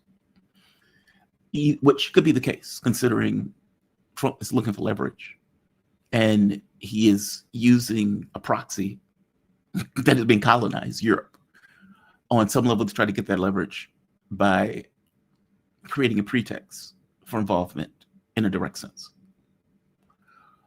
It is a fascinating question on what happens if Europeans stick their toe in the shark tank and that toe gets bit off. That is a very interesting question. I also agree with Jim that weakness invites additional aggression. And let's be clear, weakness in this context, it's not weakness in a real sense, it's pragmatism. When I had the argument with the person and I pointed out, look, Iran, it's not a weak country just because they're pragmatic. Meaning me trying to avoid a war doesn't make me weak. And it doesn't mean that I don't have capability to F you up. It just means I don't want to F you up. And I don't want to get involved into a war because it's unpredictable in the way that it could come out. And you look at that and you say, that guy's just weak. These guys are full of it. And then you F around and find out. He's like, oh, that guy's not weak. That guy's not weak. Pragmatism is not weakness. It's just pragmatism. If you have a subjective point of view where you're looking at it and call it weakness, okay, that's on you. But again, that's you downplaying the capabilities of your opponent because you misunderstand why that person is doing what they are doing. Now, to be fair, in these contests, you must understand who you're dealing with. This is just in life in general, right? Like you need an appraisal of the person you're dealing with. Is this person going to perceive pragmatism as pragmatism, or is a person going to perceive pragmatism as weakness? But that guy's a sociopath, a psychopath, so he's going to look at it as weakness. Okay, then I need to take a different tact. And That may mean that I'm more provocative in what I do. That may mean I'm more strident and brutal in what I do, because I need to get across to him that I'm not effing around. And in doing this, prevents a larger conflict later on. I hope you get my point. That's Jim's main point. When I am criticizing Pezeshkian government, and yes, I do it often, and I know I do it often, I'm not doing so because I want to see Iran not exist. I'm doing so because I want to see them exist. And living in the United States, I know these people are monsters. These people don't care about their own people. So Lord knows they're not going to give a shit about somebody else's population. Their issue with Iran is that they breathe air, that they exist. And until Iran gets that flesh to bone, that they are dealing with psychopaths, things will get worse. Now, you could say that, well, a war is always coming. Agreed. But from the U.S. perspective, any notion of pragmatism, and from the Israeli perspective, it's just considered weakness. So when Israel hits Iran the first time, Iran barely responds. They hit him a second time, and Iran does theatrics. Okay, what is the perspective of a psychopath when what they see is, okay, they're doing theater. We're trying to kill their people. They're weak. Doesn't mean they're weak for real. It just means they're trying to avoid a war. Finally, they do True Promise 3 in the context of after they get attacked, in the middle of negotiations, where they were lulled into a sense of security. Now, you can make an argument to me that losing 1,000 people was sufficient to bring together a politically fragmented country together. Agreed. It did bring those people together. But if you decimated Israel the second time around when they attacked you, would they have launched that attack on you? Interesting question. And I guess Jim makes the same argument with Russia. Ignoring escalation because you feel like, well, we're in the driver's seat, we don't need to change anything. That is a strategy. But that strategy ignores the perspective of the opponent that believes that you're doing so because you are scared, and believes that any provocation that they make is not a provocation that you will respond to, which invites the provocation. Jim has a point. Jim has a point. Jim has a point. Fantastic point of view. Love Jim. Gotta love Jim. I'm so happy he joined me on this. Diversification of responsibilities. Again, I'm going to let Israel deal with Iran. I'm going to go after Europe. Or we're going to let Europe go after Russia. And we are going to pivot to Ukraine, using the people who are in the region to effectively go. We're going to go after China, using the Philippines, South Korea, Japan, and whatever other rando that wants to become a missile sponge for China. Yes, that's their plan. We want to keep the U.S. out of being hit with nuclear bombs. But I think this is a fool's errand. I think they're still going to get hit with those nukes. Russia obviously knows what the U.S. is doing. But again, they seem to be a bit hesitant. God, man, if Putin was the guy that they called him, just a different animal. Java Joe, in his defense, officers salute superiors, not applaud them. Yes, that is true. Fair enough. Jabari Media, no sound of P clips. That was fixed. Thank you for that. Wandy, member for 3 months. Wandy, you've been part of the family, so I'm not going to say welcome to the family. I'm just going to say thank you for being part of the family. You're fantastic. You're awesome. Thank you, honestly. Let's see who else. Dan Thomas, Jamal, your shows have been great. Your guests have been great. Also, congratulations on your 70K. Before you know it, you'll be at 80K. Great job. Yes, we have hit 70K. We've blown past 70K. We are now on our way to 80,000. All of you have helped make that possible, including Mama Thomas. So I appreciate Mama Thomas for putting that out there. Yeah, we're on our way. We're on our way. 100,000, here we come. M Sparks, super sticker. Thank you, M Sparks. Thank you for that. In fact, thank all of you. These shows, I appreciate all of you, honestly. And if you can contribute, PayPal, Super Chat, Super Stickers, Buy Me a Coffee, Patreon, all of those things are helpful. All of those things help makes the show what it is, and you have my deepest appreciation for it. I am going to call this a day. I'm going to say like. I'm going to say share. Yeah, the flotilla is close, but those boats are pulling back. Those boats are pulling back.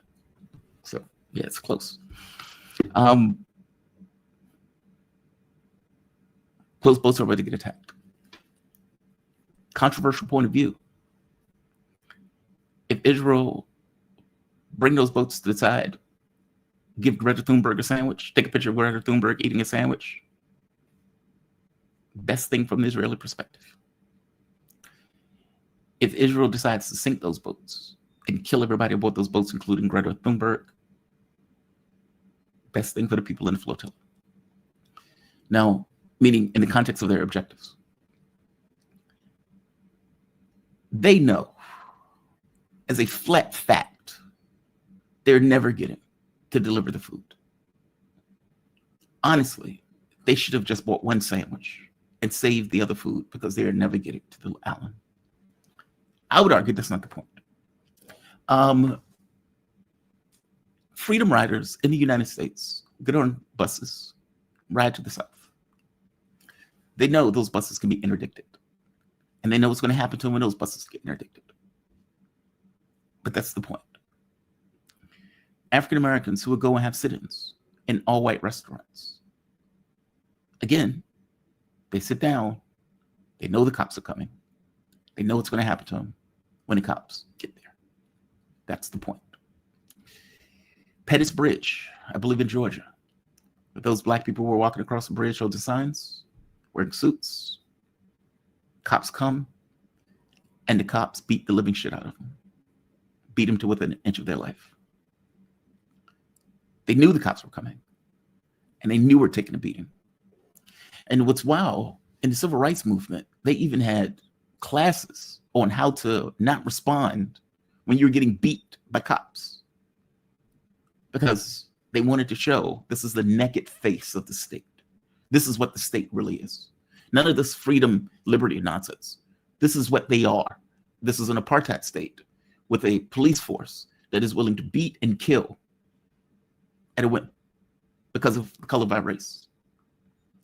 Their objective was to provoke those authorities into exposing that face to the American public, who still had this idea of, why are these Negroes acting up? Why are these Negroes making all of this noise? This is obviously a beautiful country. What's the issue? Martin Luther King was able to expose that. Now, I'm pointing out that the point of the flotilla is the exact same thing as those black people walking across the bridge. At the very least, you would think the flotilla is that. If they have a different idea of this, then I don't know. I'm sorry. Then I don't get if they have a different idea. But the same way that those black people walked across that bridge and they knew they were getting beat, same way that those people got on those freedom rides knowing they were going to get killed in some cases, the same way that those blacks were willing to go into those cafes, sit down, ask to be served, and they say, Negro, why you here? What are you doing here? You're breaking the law. Get the fuck out. Nope, I am a man. You're going to respond to me as such. In which case the law comes and beats the living shit out of them. That is the flotilla in an international sense.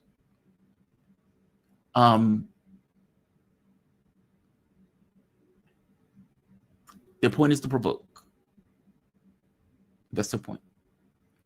And on some level, at least intellectually, they would have had to accept we can die on this. Greta Thunberg has to accept, I'm Greta Thunberg, but I can die in this.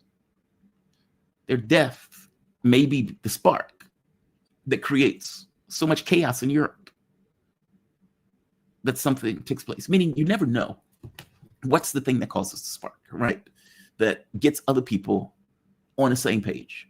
And sometimes that stuff is unpredictable.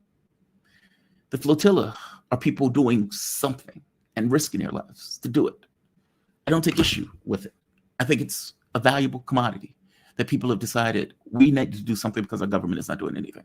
And they decide we need to risk our life for this cause of genocide because it's a fucking genocide. God bless them for it. God bless them for it. That is a marvelous thing. Initially, I was quibbling on whether this is virtue signaling or whether this is something more. And I think I've landed decisively on the side that this is something more. I don't think this is virtue signaling any more than people getting on the buses, any more than people going into restaurants, any more than the people who are holding signs saying, I'm a man. That stuff made progress. Now, how do you make progress against a genocidal state who may be willing to kill them, but don't kill them for propagandistic reasons? I don't know. I would say, though, that in the same way that people were being murdered in the United States by the cops, the same way that the government effectively sicked the dogs and the hounds and all of these other people in order to beat, kill, maim African Americans that were pushing for some level of freedom and integration in society. It was the beatings, it was the killings, it was the chaos and the violence that made the difference. And you never know what the thing is that's going to make that difference. So no, I don't think what they're doing is virtue signaling. I do think there's value to it, especially if Israel decides to sink those boats. That is grim. Lord knows, I don't want to see Greta Thunberg or any of those people die. But on some level, that is the point. I hope you get my point. I'm not arguing that I want those people to die. I'm not. I'm arguing that it's the naked face of aggression that they're trying to provoke on some level that they may think is the thing that sparks other capitals. What happens if they murder Greta Thunberg? Whatever the fuck she comes from, what do they say? What do they do? The other Europeans that are on the boat, the leaders that are in parliament that are on those boats, what do they do? And I'm not talking about the government, because the government is not going to care. The government is all into genocide. They love it. They love when babies get killed. I'm talking about the populations that have been tearing up Italy right now, that has been very angry in these large marches and everything else that are on the brink of breaking away into chaos. What do they do when their citizens get murdered by genocidal government? I don't know. But on some level, that is kind of the point. It's something different. It's a sacrifice. It's like sacking a night with the idea of trying to change the position. It's not great, but there is no way out of this short of suffering. So, yeah. All right. Greta is a psyop. Nothing will happen to her. Dude, I watched Israeli soldiers rape a man on camera. That video was put out to the entire Israeli public, and 60% said rape should be fair game. We just had a conversation about Israel using nukes on Iran, and that is the most likely outcome of any war that takes place, because Israel is going to take a beating. Israel is going into that war knowing that, and will be willing to use nukes. And you're telling me that they're worried about Greta Thunberg. She doesn't have to be a psyop. They can blow that boat up and sleep well at night. They would have no issue doing it. The U.S. would not get involved. The European leaders would not get involved. The public is the thing that I'm referring to in this. Just pointing out. Just pointing it out. Look, I think Greta has deeply unfortunate liberal vision on the issue of Ukraine. But I take her as a human being. I just think she's delusional on some of the stuff because she doesn't know anything about any of these issues in real terms. I do think, however, that her nose says, hey, you're murdering babies in mass in a ritualistic sacrifice that everybody can see. You're starving people in mass in a ritualistic starvation of ghostly figures walking through the streets. You guys are genocidal psychopaths. And you are murdering hundreds of thousands of human beings in order to steal the territory and steal the land. Okay, well, you don't need a deep, regard of history to see what is happening before your very eyes. So I don't take her as a psyop. I take her as a child who wants to see change in the world and is willing to put her body on the line in this situation to see it. I'm not going to fault her for that just because I think she's delusional on the other part. She doesn't know shit about Russia and Ukraine. I don't take her as a psyop for that. I think she's a kid who's trying to do the right thing in this.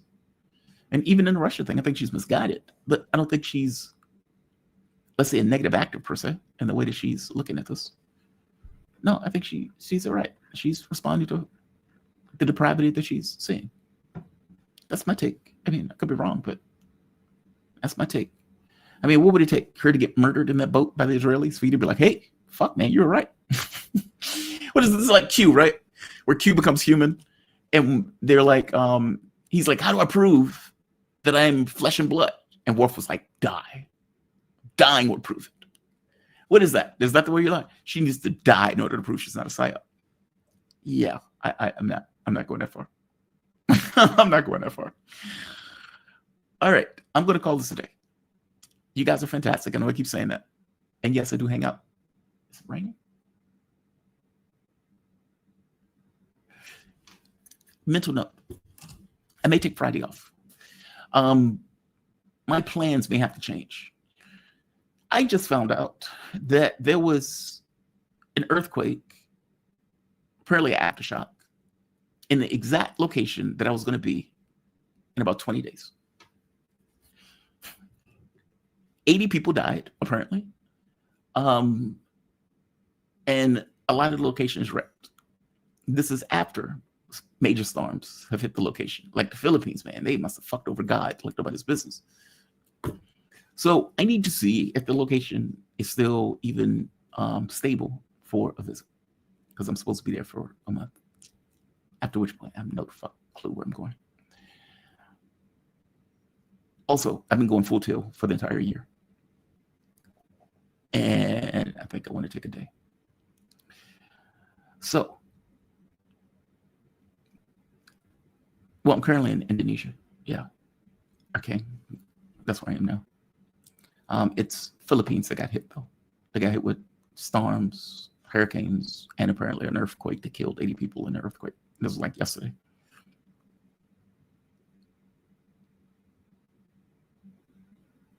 Damien Rice. 200,000 Palestinians. I feel you need, Jamal. Well, I've been going full tilt. I mean, I resumed the show, I think it was like November 15th. First 2 weeks were all messed up. Like, couldn't get anything right. And slowly, over the course of the year, got better and better at putting the shows together and more consistent.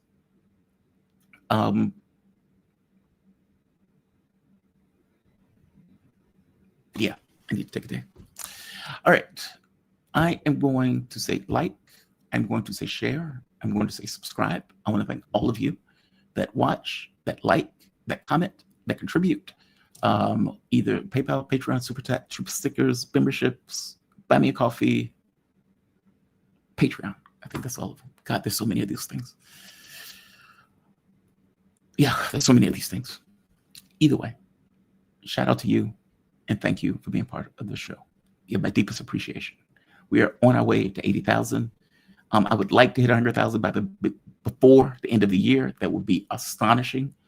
I don't know what it would take to do that, but nevertheless, that is my goal. That is my objective. But obviously, there's no way to jump over numbers, so 80,000 is going to be next. Let's keep it moving. You all have a fantastic rest of your day. I will see you bright and early tomorrow morning. We have Jerry, what is his name? Jerry Gray. Yeah, Jerry Gray. We have Dimitri Lascaris, Professor Wolf. That's somebody else. I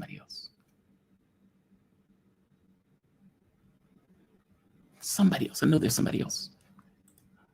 Professor Wolf is at 9:30. Damn it, I know there's somebody else. Okay, I can't think of who that somebody else is now, but the show's booked for tomorrow. It's Dimitri Lascaris. Need to look into my notes. Either way, you all have a fantastic rest of your day. You be safe. Be kind to the degree that you can be kind. And I'll see you tomorrow morning.